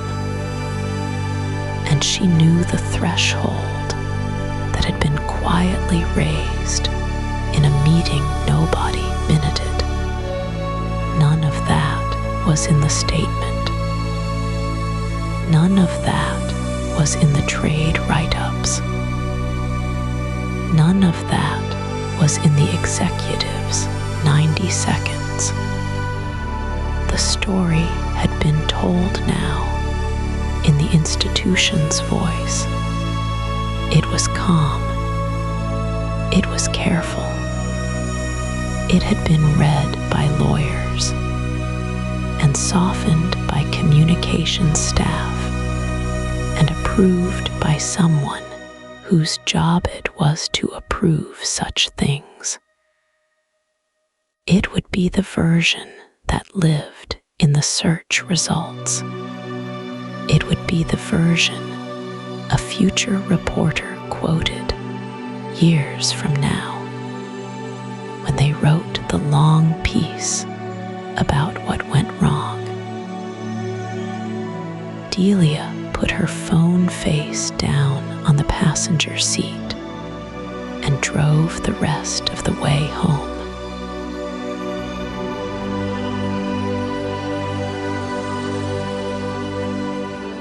is a form in Arizona called the application for a certificate of assured water supply. It is not a small form. It runs more than 40 pages. It asks the applicant to prove, with hydrology reports and modeling data, that a proposed development has access to 100 years of water. The form exists because Arizona learned the hard way what happens when towns grow faster than their aquifers can refill. It was built after the 1980 Groundwater Management Act, a law people still call one of the strongest in the country. The data center outside Delia's town never filed that form. It did not have to. Not exactly. The facility was classified as an industrial user, not a residential development. Industrial users follow a different track. They apply through the local utility, sign a service agreement, and meet whatever conditions the utility board sets. The board, in this case, was 5 people. 3 of them were appointed by the city council. 2 were elected. None of them were hydrologists. The service agreement Delia later found in the public records was 63 pages long. It included a clause about peak demand. It included a clause about cooling tower blowdown. It included a clause that allowed the operator to request threshold adjustments through an administrative process without a new public hearing, as long as the adjustment fell below a certain percentage of total system capacity. That clause is how the threshold moved 3 times without anyone in town knowing. There was supposed to be a state-level review. The Arizona Department of Water Resources has authority over large groundwater withdrawals inside an active management area. The data center sat just outside the boundary of one. 2 miles outside. The line had been drawn in 1980, before anyone imagined a building that would drink like a small city. There was supposed to be a federal review, too. The National Environmental Policy Act requires an environmental impact statement for major federal actions. But the data center was private. It used no federal land. It received no direct federal funding that triggered the threshold. The closest federal hook was a tax credit the parent company claimed under a clean energy program. And that credit was administered by the Treasury, not the EPA. Treasury does not do environmental reviews. There was supposed to be a county review. Maricopa County requires a special use permit for industrial facilities above a certain size. The data center applied for one and received it in 9 weeks. The hearing drew 4 members of the public. 2 of them were employees of the construction firm hired to build the access road. The minutes from that hearing run 6 pages. Water is mentioned twice. There was supposed to be a utility audit. The service agreement required an annual independent audit of water usage effectiveness. The audit was performed by a consulting firm hired by the data center operator. The firm's other clients included 3 other hyperscale data center operators. The audit reports were marked confidential and submitted to the utility board in summary form. The summaries were 2 pages each. They reported compliance. There was supposed to be a public comment period. When the threshold was raised the second time, in 2023, a notice was posted on the utilities website. The notice was up for 30 days. It used the phrase operational parameter adjustment. It did not use the word water. The website received, on average, 400 visits a month. The notice page received 11. There was supposed to be a board review of any risk acceptance. The board did review 1. The memo was titled Acceptance of Residual Hydrological Risk, and it was 3 pages long, and it was approved on a consent agenda alongside a parking lot resurfacing contract and a new vendor for office supplies. Consent agendas are voted on as a single block, no discussion. The minutes record the vote as unanimous. Every one of these mechanisms existed. Every one was followed. Every one produced a paper record showing that the right people had signed the right documents on the right days. Delia sat at her kitchen table one Sunday afternoon with all of it printed out. The service agreement, the special use permit, the audit summaries, the consent agenda, the notice that nobody read. Her daughter was at a friend's house. The dishwasher was running.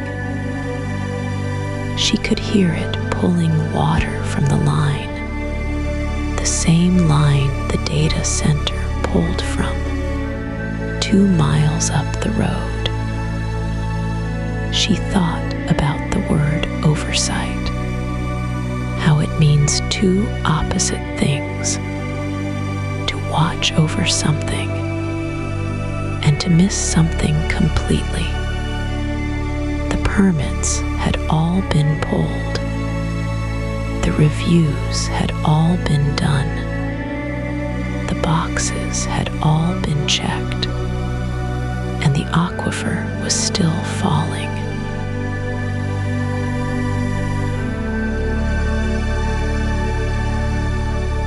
Delia got home a little after 7 in the morning. The sky over the desert was that pale, washed-out blue it gets before the heat settles in.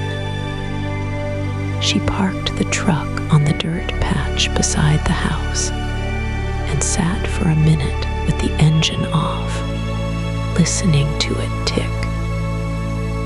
The night shift had been quiet. No pressure alarms. No calls from the regional desk. She let herself believe, just for that minute, that everything was fine. Inside, the house smelled like toast. Her husband, Manny, had already left for the framing job in Buckeye. He'd put a clean mug next to the coffee pot, the way he always did. The pot was still warm. She poured a cup and stood at the kitchen window, looking out at the small square of yard. The grass was gone. They'd let it die 2 summers back, when the watering days got cut. Now it was gravel and a single mesquite tree and a plastic kiddie pool turned upside down against the fence. The pool was sun-bleached, almost white. She heard the bathroom door open down the hall. Mom, her daughter Rosa, came out in pajamas, hair sticking up on one side, holding a stuffed rabbit by its ear. 7 years old, bare feet on the tile. "You're home," Rosa said. "I'm home." Rosa climbed onto a stool at the counter, and Delia poured her a small glass of orange juice. The fridge hummed. Outside, a mourning dove was making its slow sound from the power line. "Can I have a bath?" Rosa said. Not a question, a statement, the way she said everything. "Before school, sure." Delia walked down the hall and turned the taps. The water came in cold first, then warm, then hot, and she adjusted it with the back of her hand, the way her own mother had taught her. She added a capful of the bubble bath Rosa liked, the one that smelled like strawberries and something chemical underneath. The tub filled slowly. The pressure was a little low, but it was always a little low now, and she didn't think about it. Rosa came in with the rabbit and a plastic dolphin and a small green cup. She got in carefully, 1 foot then the other, and sank down until the bubbles came up to her chin. "It's warm," Rosa said. "Good." Delia sat on the closed toilet lid and watched her. The bathroom was small. The tile was the original tile from when the house was built in 1978, pale yellow with little brown flowers. The grout had gone gray. There was a water stain on the ceiling from a leak Manny had fixed 2 Christmases ago. Rosa filled the green cup and poured it over the dolphin, filled it again, poured it over the rabbit, who was supposed to stay dry, but never did. Delia didn't tell her to be careful with the water. She'd been telling her that for a year, and today, for some reason, she just let it go. The bath ran maybe 10 minutes, maybe 12. Delia watched her daughter make a little river system out of cupped hands and bubbles. The light through the frosted window was getting brighter. Time to come out, Mija. She wrapped Rosa in the big blue towel and rubbed her hair. Rosa smelled like the cheap strawberry soap, and like sleep, and like a child. Delia held her for 1 extra second before she let her go run to her room to get dressed. She drained the tub. The water swirled down, and the pipes made the small knocking sound they always made. She wiped the ring of bubbles from the porcelain with a washcloth and hung the washcloth over the edge. In the kitchen, she made Rosa a peanut butter sandwich and cut it into 4 triangles. She put it in the lunchbox with a juice box and an apple and a note that said "I love you" in block letters, because Rosa was still learning cursive. The school bus came at 8:15. Delia walked her to the corner. The sun was higher now. The asphalt was starting to give off that smell it gives off in Arizona. Tar and dust and something mineral. Rosa got on the bus and waved from the window, the way she always did, with her whole arm. Delia walked back to the house slowly. She watered the mesquite tree from a plastic jug she kept by the door, the gray water from yesterday's dishes. Half a gallon, poured slow at the base. Then she went inside, closed the blinds against the coming heat, and lay down on top of the bedspread without taking off her uniform. She slept. The house was quiet. The taps, for now, still worked.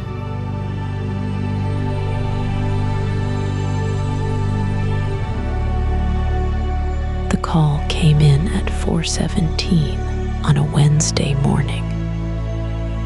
Delia was already at her desk. She had been watching the pressure graph for an hour, the way a parent watches a fever chart. The line had been sliding down since midnight, not falling, sliding, like sand inside an hourglass that nobody had thought to flip. The first call was from a man on Sarrival Avenue.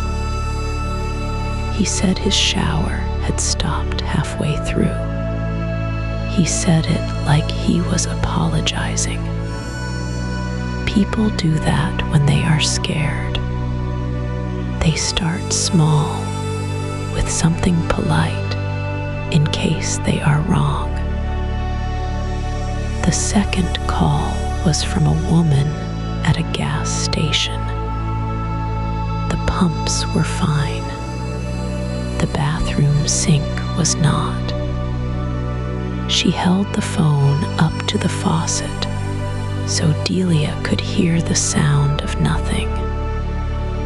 A faint hiss, a little click, then quiet. By 4:40, the board lit up. Delia walked to the window of the control room. From the second floor, she could see the eastern edge of Goodyear, the rooftops still dark, the streetlights humming their orange hum. Out past the subdivision, past the new warehouses, the data center sat where the alfalfa field used to be. Its cooling towers were lit white. Steam rose off them in slow, fat columns. It looked, from a distance, like a small factory making clouds. She picked up the radio and called Marcus, the field tech on shift. She asked him to drive to the booster station off Yuma Road. He keyed back 10 minutes later. His voice was flat in the way men's voices get when they are trying not to scare anyone. The reservoir was low, not empty, low enough that the pumps were pulling air.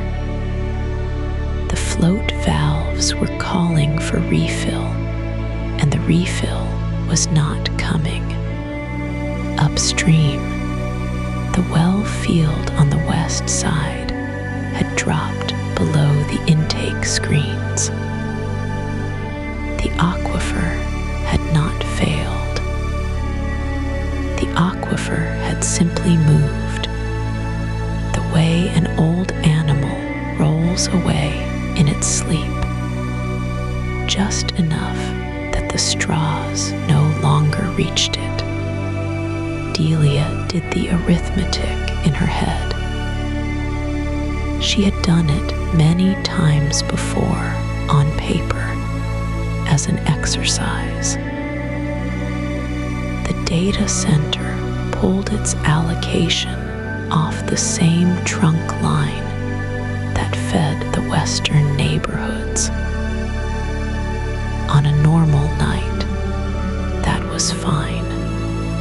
On a hot night during a training run, the cooling towers evaporated water faster than the wells could lift it.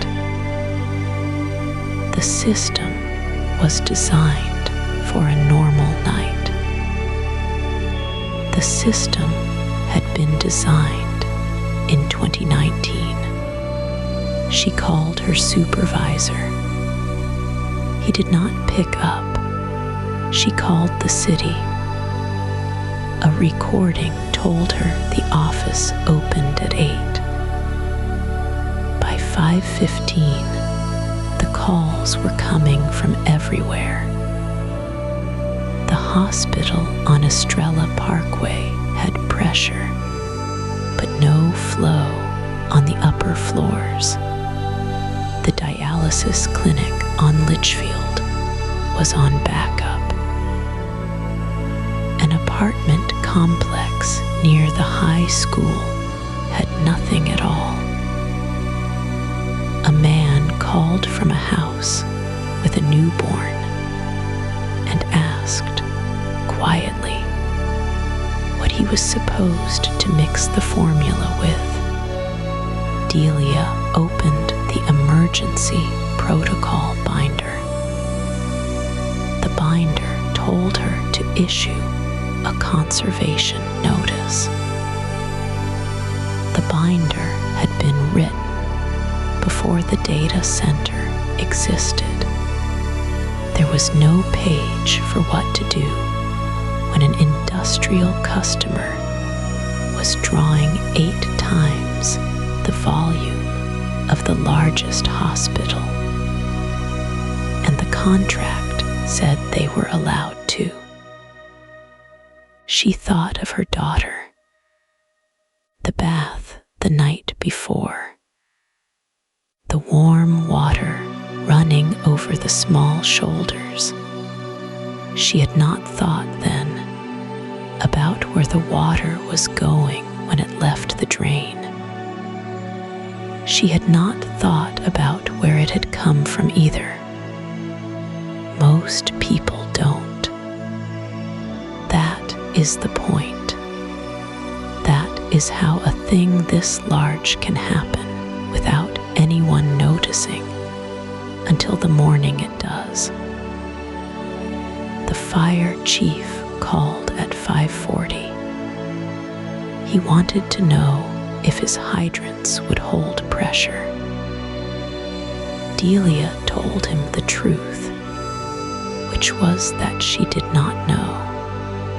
He said thank you, the way people say thank you when they have just been told something that changes their day. At 6 o'clock, the sun came up over the Estrellas. The light hit the cooling towers first, then the warehouses, then the houses. The steam kept rising. Somewhere inside the building, in a row of server racks the size of a city block, a model was being trained. It did not know it was thirsty. It did not know anything.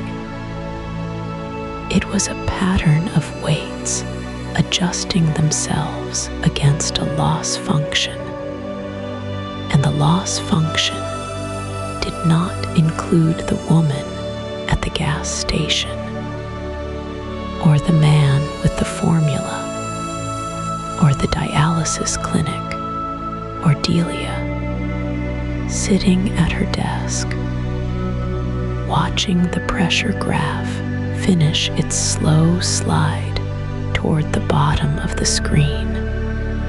The taps in Goodyear had run dry.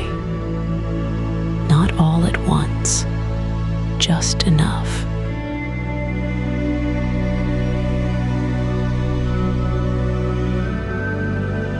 The line outside the fire station started forming before sunrise. Delia saw it on the local news while she sat at her kitchen table, still in her work clothes from the night before.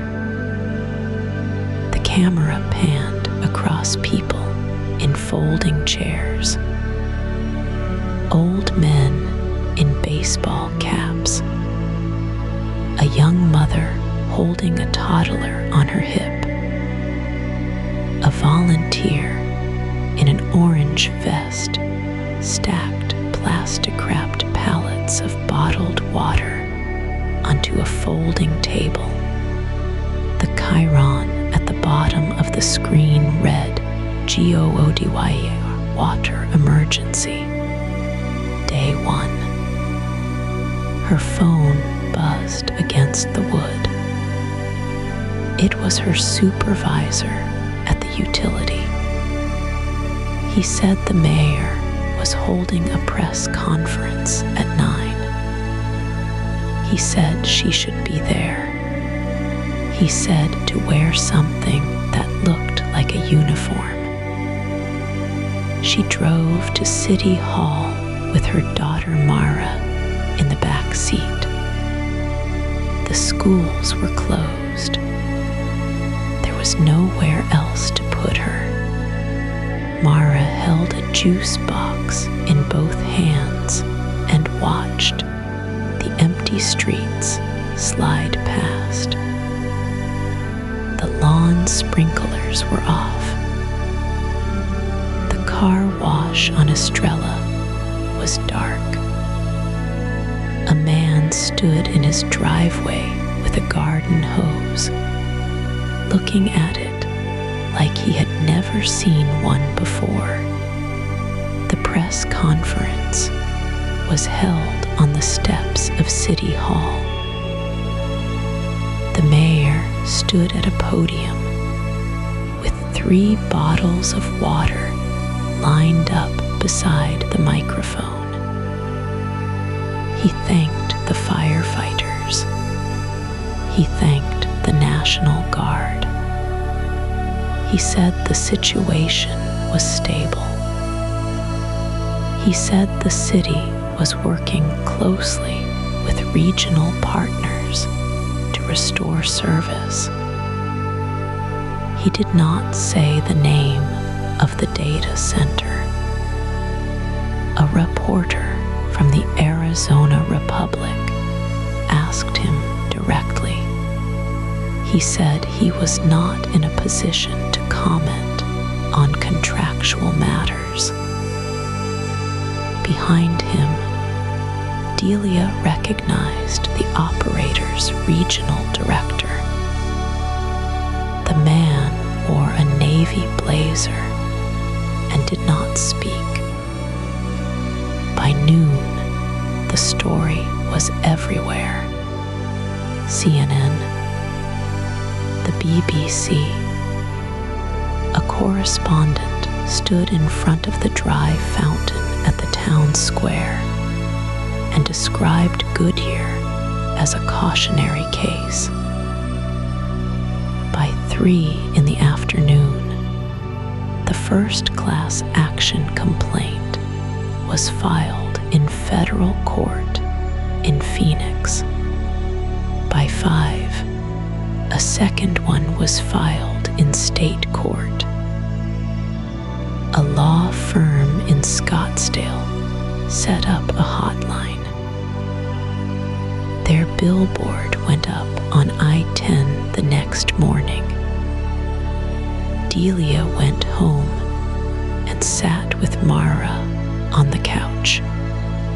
The tap in the kitchen made a sound like a dying animal when she turned it on. Nothing came out. She had filled the bathtub the night before, the way her mother had taught her during the monsoon outages. She used a measuring cup to flush the toilet. Her phone rang. It was her sister in Tucson, crying. Delia told her they were fine.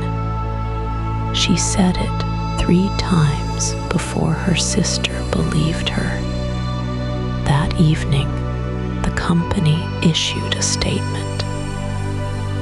It expressed deep concern. It said the operator was committed to being a good neighbor. It said an internal review was already underway. The statement used the phrase water positive by 2030 twice. The company's stock dropped 4% in after-hours trading.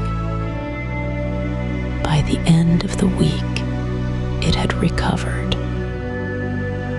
By the end of the month, it was higher than where it started. The Arizona Department of Water Resources opened a formal inquiry on the second day.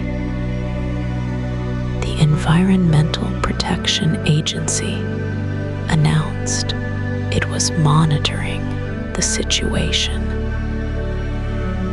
A congressional subcommittee scheduled a hearing for the following month. None of those things brought water back to the taps in Goodyear. What did bring water back was trucks, tankers from Buckeye, tankers from Surprise, a convoy from the Salt River Project. They filled temporary tanks at the fire stations and the high school parking lot.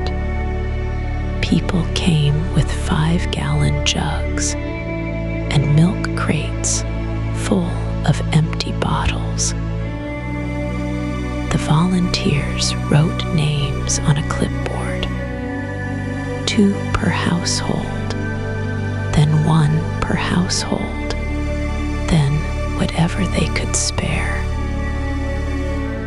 Delia stood in line on the 3rd morning. The sun was already brutal. Mara held her hand. A man in front of them was on the phone with his employer, explaining why he could not come in. He worked at a car dealership in Avondale. He said the dealership was closed anyway. He said it like he was apologizing. A reporter from a Phoenix television station moved down the line with a microphone. She asked people how they were holding up. Most of them said fine. One woman said she was thinking about moving back to Ohio. The reporter nodded and moved on. By the 4th day, the national networks were gone. The story had moved to a school shooting in Kentucky. The Arizona Republic kept covering it. The local AM radio kept covering it. Delia kept driving to the fire station every morning. And every morning, the line was a little shorter, and the questions she could not answer were a little louder.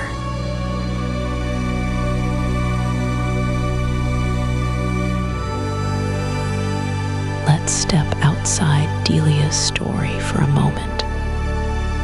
Goodyear, Arizona, the town in this episode, is a real place. The utility worker is not. The 3 a.m. pressure drop, the daughter in the warm bath, the memo nobody answered, those belong to a character we built to carry you through something that is, at its core, harder to feel when it arrives as a chart. But the underlying incident is real. More than one, actually. And it is worth saying their names out loud, slowly, before we go back into the story. The first is Mesa, Arizona. In 2023, the city approved a metadata center on roughly 400 acres of land in the West Valley. The project was estimated to use up to 1.5 million gallons of water per day at full operation. Mesa sits in the Salt River Project service area, which has been managing a long, slow-moving drought across the Colorado River basin. The approval went through. Some residents only learned about the project after the council vote. The reporting on this came from the Arizona Republic and from local groups who had been tracking water allocations parcel by parcel. The second is West Des Moines, Iowa. Microsoft operates a large data center cluster there that helped train OpenAI's GPT-4. In the summer of 2022, during the final stretch of that training run, the cluster pulled roughly 11.5 million gallons of water in a single month from the local supply. That figure comes from West Des Moines Waterworks, which raised concerns in a letter that became public in 2023. The Waterworks asked Microsoft to slow the growth of new projects until the system could keep up. The training itself had already happened by then. The model had already shipped. The third is the Dalles, Oregon. Google has run a data center campus on the Columbia River since 2006.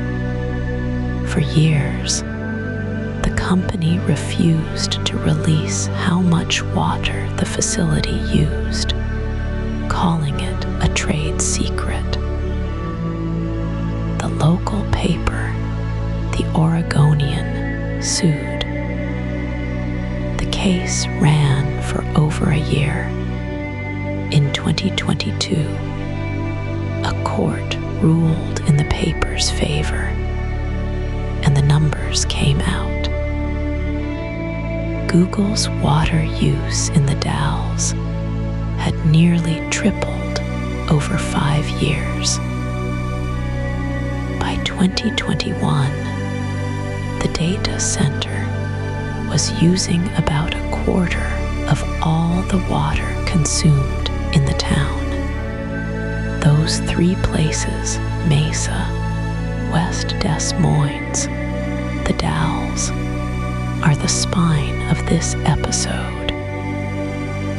The names of the streets in our story are invented. The pressure readings are invented. Delia is invented, but the basic machine, the one that pulls millions of gallons of drinking water into evaporative cooling towers to keep server racks from melting, is documented. It is sitting in those 3 towns right now, and in many more. The research that gave us the per-prompt numbers comes from a team led by Shaolei at the University of California, Riverside. Their 2023 paper is titled Making AI Less Thirsty. It is the source for the often cited figure that a short conversation with GPT-3, roughly 10 to 50 prompts, could correspond to about half a liter of fresh water consumed, depending on the data center, the season, and the cooling design.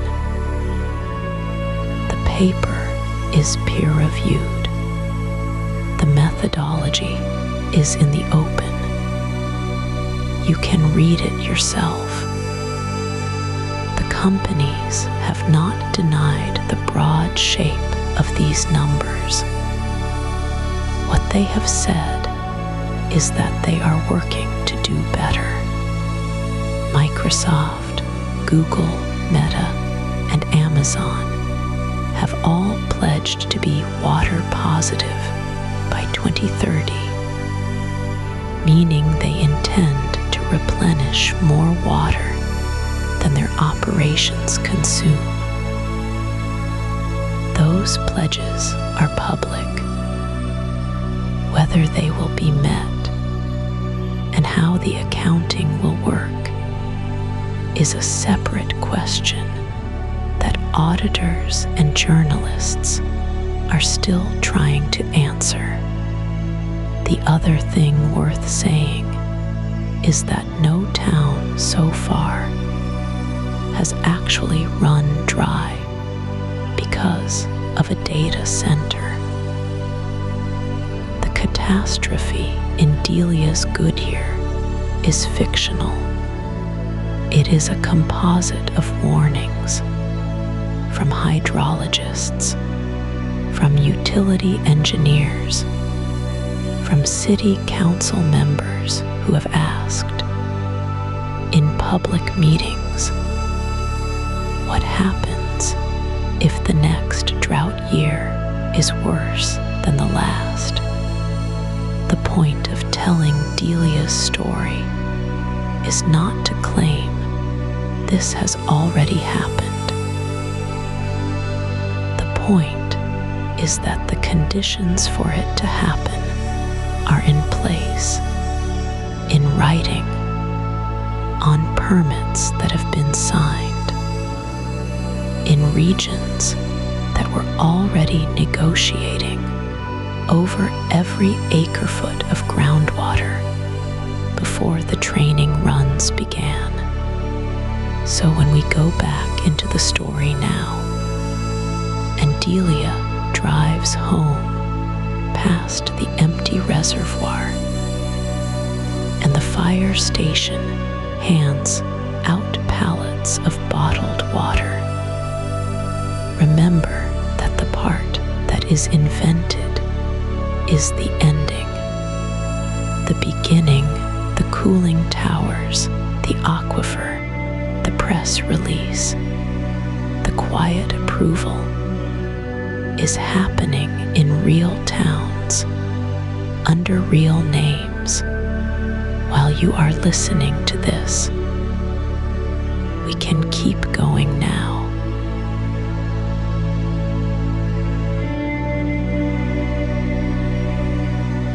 The Fork was not a courtroom. It was not a press conference.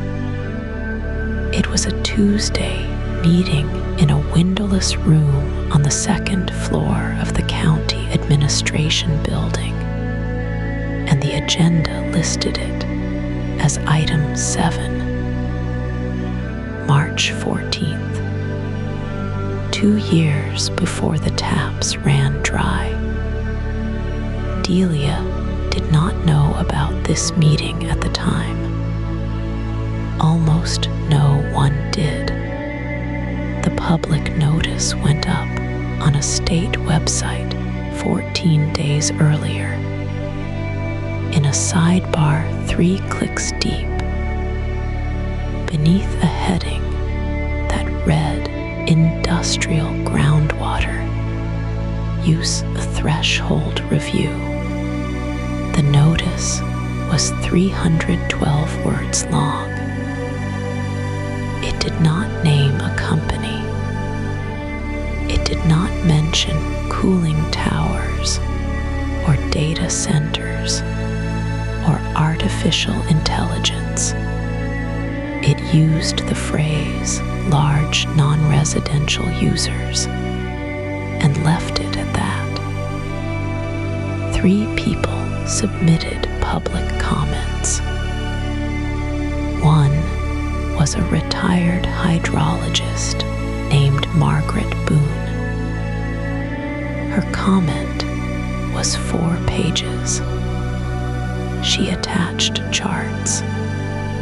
She quoted the Shaolei Wren paper by page number. She wrote, in the final paragraph, proposed change would permanently alter the recharge dynamics of the western subbasin. She signed it with her old state job title. The other 2 comments were from a homeowners association complaining about a separate item on the agenda. The meeting on March 14th began at 9:02 a.m. 5 board members sat at a curved desk. A staff attorney sat to the left. A clerk recorded the minutes by typing into a laptop. There were 2 members of the public in the back row. One of them was reading a paperback. Item 7 came up at 10:47 a.m. The staff presentation lasted 6 minutes. The slide deck had 9 slides. Slide 4 contained the actual change. It proposed raising the daily withdrawal threshold that triggered a mandatory environmental review from 2 million gallons to 5 million gallons per facility. The reason given was streamlining permitting for qualified industrial users. The reason not given was that a specific facility, already under construction, was projected to draw 4.1 million gallons on its peak summer days. Under the old threshold, it would have required a full review. Under the new threshold, it would not. The board chair asked if there were questions. There were none. The motion was made. The motion was seconded. The vote was 4-1. The dissenting member, a man named Hector Salas, asked that his no vote be entered into the record without comment. The chair nodded. The clerk typed. The whole item took 11 minutes. Margaret Boone's 4-page comment was attached to the meeting packet as Exhibit C. It was not read aloud. It was not summarized. The staff attorney later confirmed in a deposition that he had skimmed the first page and the conclusion. He said he did not feel qualified to assess the hydrological modeling. That was the fork. Not a vote on artificial intelligence. Not a vote on data centers. A vote on a number. 2 million became 5 million.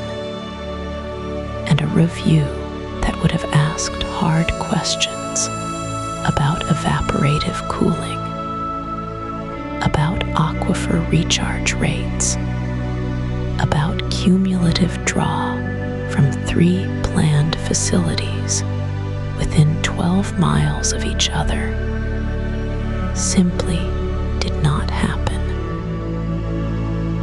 If the threshold had stayed at 2 million, the facility would have triggered a Tier 2 review.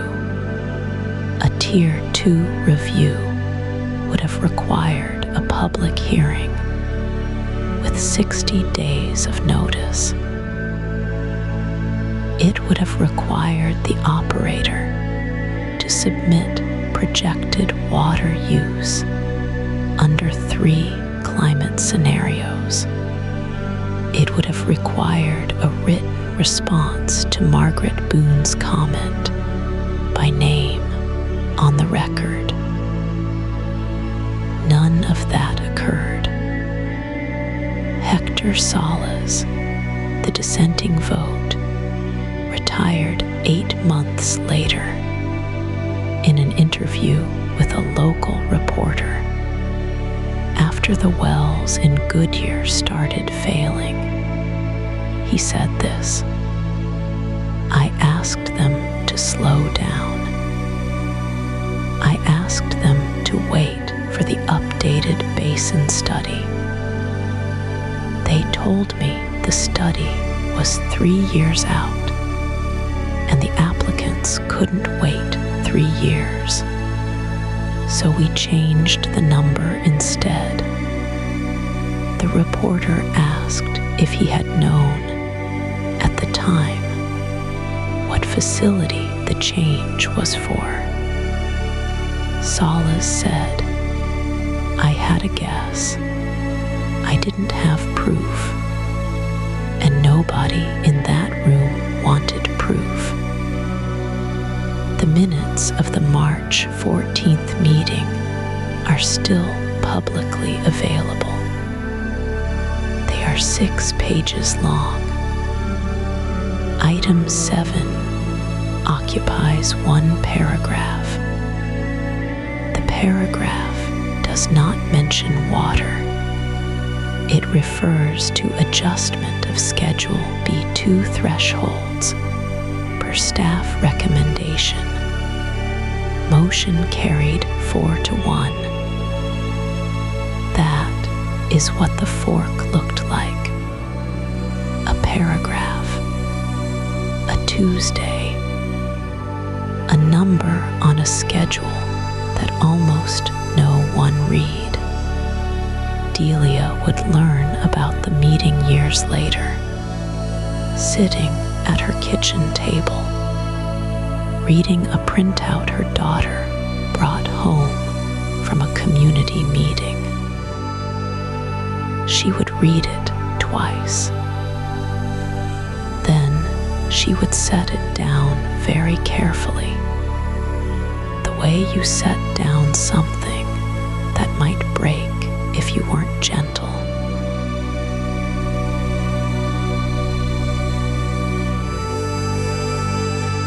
The warnings were not whispered. They were spoken plainly in conference rooms and city council meetings, in published papers, and on the record. Delia would learn this later, sitting at her kitchen table with a stack of printouts her daughter helped her find online. She would read them in order by date, the way a person reads a diary that has already ended. The first name on her stack was Shaolei Ren, a researcher at the University of California, Riverside. In April of 2023, his team published a preprint called "Making AI Less Thirsty." The paper put numbers to something the industry had kept vague for years. Training a single large model, the team estimated, could evaporate hundreds of thousands of liters of fresh water. A short conversation with a chatbot, depending on the location and the season, could cost about a bottle's worth. Ren spoke to the Associated Press a few months later. Most people are not aware of the resource usage underlying ChatGPT, he said. If you're not aware of the resource usage, then there's no way that we can help conserve the resources. The quote moved through a few news cycles. It did not change the permitting in Goodyear. It did not change the permitting in Mesa. It did not change the contracts already signed. The second name was a hydrologist named Sarah Porter, who directed a water policy center at Arizona State. For years, she had been saying, in measured public language, that the Phoenix metro area was already living beyond its aquifer. New industrial loads, she warned, would need to come with honest accounting, not promises. Accounting. The state issued its groundwater report in June of 2023. The report concluded that the Phoenix active management area did not have enough groundwater to meet projected demand over the next 100 years. Construction permits continued to issue. The cooling towers continued to rise. The third name on Delia's stack was from Oregon. A reporter at the Oregonian named Mike Rogaway had spent more than a year suing the city of the Dalles to release Google's water usage data. The city had argued the numbers were a trade secret. In 2022, after the court case ended, the records came out. Google's data centers were using more than a quarter of the town's water. A local official, quoted in the story, said the town had not fully understood what it was agreeing to when the contracts were signed. The story ran. Other towns kept signing similar contracts. The fourth name belonged to a former Microsoft engineer who spoke to a reporter on background, then later on the record. He described internal meetings where water usage projections were presented and then quietly revised. He said the phrase water positive by 2030 had been chosen before anyone had agreed on how to measure it. He was not bitter when he said it. He sounded tired. He said he had raised the issue several times and had been told the commitment was a North Star, not a metric. The fifth voice was not a researcher. It was a woman named Aurelia Morales, who ran a small farm outside Mesa. She spoke at a zoning hearing in the fall of 2023. Delia had watched the recording later on a county website, the audio thin and the video frozen halfway through. Aurelia said her family had farmed that land for 4 generations. She said her well had dropped 11 feet 2 years. She said she did not understand how a new industrial user could be approved while her irrigation allotment was being cut. The board thanked her for her comments. The vote went forward. The 6th was a regulator, a former staff hydrologist at the Arizona Department of Water Resources, who had retired in 2022, gave an interview to a local public radio station. She said the permitting framework had been built for a different century. She said it assumed industrial users would draw modestly and predictably. She said hyperscale compute did not fit that assumption, and that nobody had updated the assumption. She used the phrase structural blindness. The interview aired once at 6 in the morning on a Tuesday. Delia set the printouts down. The pattern was the same in every case. A warning given in clear language on the record. A pause that looked like consideration. Then a decision that proceeded as if the warning had not been given at all. No one had hidden anything. No one had lied exactly. The information had simply traveled past the people who could act on it and kept going.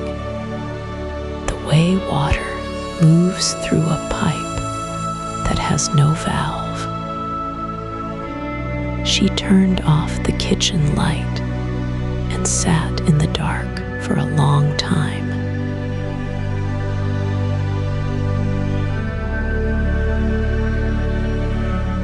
Imagine for a moment that the meeting on March 14th had gone the other way. Not by much. Just a single decision taken in the same conference room by the same tired people, drinking the same bad coffee from the same paper cups. The company is still there. The data center is still there. The contracts are still signed. The racks still ordered. The press release still drafted for a Tuesday morning. The mayor still wants the jobs. The county still wants the tax base. The engineers still want to ship. Nothing in the picture has to change except one quiet line item on page 41 of the build plan. The cooling system. In this other version, the team chooses closed-loop liquid cooling instead of evaporative. They pay the higher capital cost up front. The chillers are bigger. The pumps are louder. The electricity bill goes up by a measurable amount. And the sustainability report has to explain that trade-off in plain language, which the communications team hates, because plain language is harder to write than the other kind.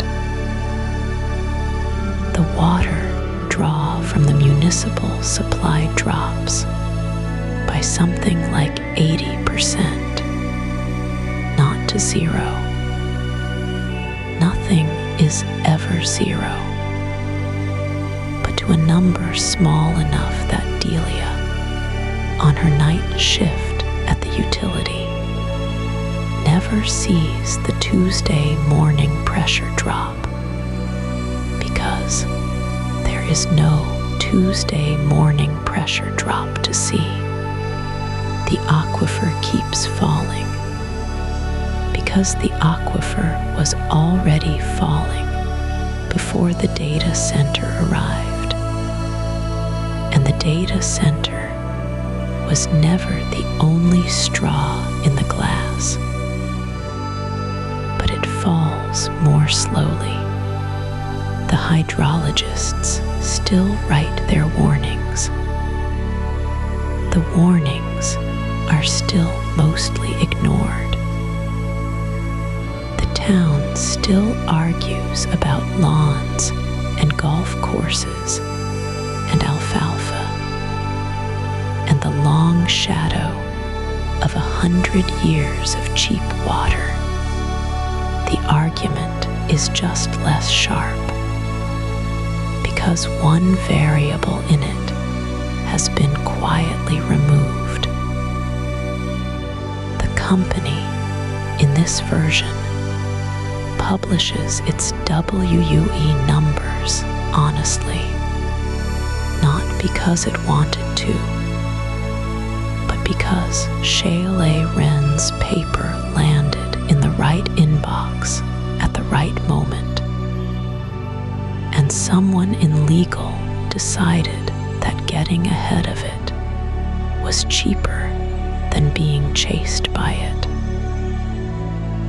The number on the page is not flattering. It is, in fact, slightly embarrassing, but it is real, and reporters can check it. And other companies have to publish theirs too. And a kind of slow gravity pulls the whole industry toward measurement. The engineer who wrote the memo does not get pushed out. She gets a small raise and a slightly larger team. Her memo becomes a template that other engineers at other companies quietly copy. The environmental review is still boring. People still don't read it, but the things inside it are less alarming, so it matters less that nobody reads it. The mayor still does not call anyone back, because mayors rarely call anyone back. But in this version, there is less to call about. Delia still works the night shift. Her daughter still takes baths. The taps in Goodyear still run. There is no bottled water at the fire station, because there is no emergency at the fire station, because the emergency was avoided 2 years earlier by a decision that cost the company roughly the price of one executive bonus, and roughly the time of 3 additional months of design review. That is the whole difference. That is the whole grief of it. Not a different civilization. Not a rejection of the technology. Not a return to some imagined simpler time. Just the same boardroom, the same quarter, the same pressures, the same people. choosing the more expensive cooling system because someone in the room said out loud that the cheaper one would eventually cost more than it saved, and the room believed them. The chatbots still work. The models still train. The customers still get their answers. The shareholders still get their returns, slightly smaller, on a slightly longer timeline. Nobody notices because nobody ever notices the disasters that didn't happen. There are no documentaries about the aquifer that held. There are no podcasts about the town that kept its water. The engineer who wrote the memo retires quietly. The mayor loses her next election for unrelated reasons. The company's sustainability report wins a minor award that nobody outside the industry has heard of.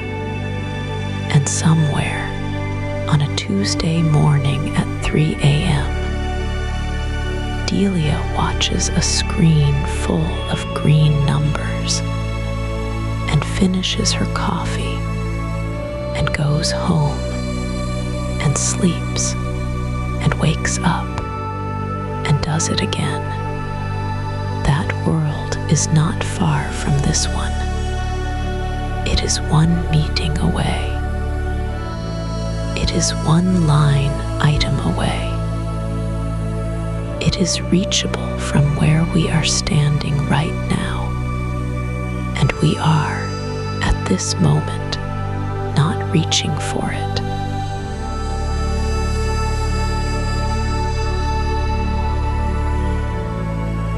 So here we are, at the quiet end of it. Delia is asleep now in the story. Her daughter is asleep beside her. The tankers are still parked at the fire station in Goodyear. The cooling towers in the next county over are still humming, pulling whatever they can from whatever is left. The lights inside the data center are still that same cold blue, the color of a screen at night. And you are here somewhere with your head on a pillow. Maybe you have a glass of water on the nightstand. Most of us do. We fill it without thinking. We turn the tap and the water comes, and we set the glass down beside the lamp, and we forget about it. That glass has been there in one form or another for most of your life. It was there when you were small. It will probably be there tomorrow. That is the part that is hard to hold in your mind. Water has always just been there. It comes from somewhere we don't see. It goes somewhere we don't think about. The pipes do their quiet work under the street, and the aquifer does its quiet work under the pipes, and none of it asks anything of us, until in some places it does. You heard a story tonight. It was a made-up story about a made-up woman in a made-up control room. But the cooling towers are real. The aquifers are real. The towns are real. Mesa is real. West Des Moines is real. The Dalles, Oregon is real. And the long fight over those water records is in the public court filings. And you can read them on a Tuesday afternoon if you ever want to. The paper by Shaolei and his co-authors is real. And the number on page 41 is real. And the engineers who wrote the careful memos are real. And the meetings where nobody quite said the hard thing out loud, those happen all the time, in every industry, in every century. None of this is science fiction. That is the part I wanted you to carry. The machines we are building are not monsters. They are mostly just very large rooms full of very warm metal. And the warm metal needs to be kept cool. And keeping it cool takes water. And the water has to come from somewhere. That is the whole story, really. Everything else is just people deciding who pays and who decides and who gets told. I am not going to ask anything of you tonight. You don't have to do anything with this. You don't have to write a letter or join a group or change your life. You came here to fall asleep, and falling asleep is a good and honest thing to do, and you have earned it. I will only say this. Part of you was listening, even as the rest of you was drifting. That part will remember. The next time you turn on a tap, or fill a glass, or run a bath for someone small, some quiet corner of your mind will think of Delia and of the pressure gauge at 3 in the morning, and of the engineer who wrote the memo nobody read. Not in a heavy way, just for a second. Just enough. That is how stories work. They sit in you. They wait. The people who make these choices are not villains. Most of them are tired, like Delia was tired. Most of them are doing what the org chart asks them to do. Most of them genuinely believe the trade is worth it. And some of them are right. And some of them are wrong. And we will not know which for a long time. The hydrologists are doing their work. The reporters are doing their work. The engineers inside the companies are doing their work. The careful ones.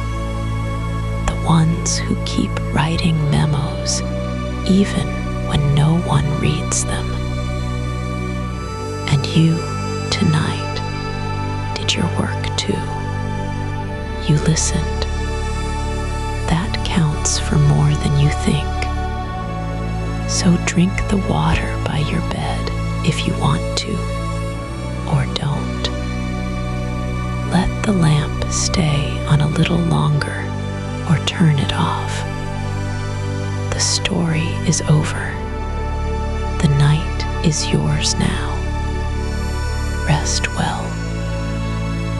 There will be another another story tomorrow, and another one after that, and we will keep telling them quietly, one at a time, until enough people are awake to the small, bureaucratic shape of the thing. For now, though, just sleep. Subscribe for a new AI story every night. One tap, and something fascinating is waiting for you tomorrow. Sweet dreams. A story to fall asleep to and wake up from. Sweet dreams.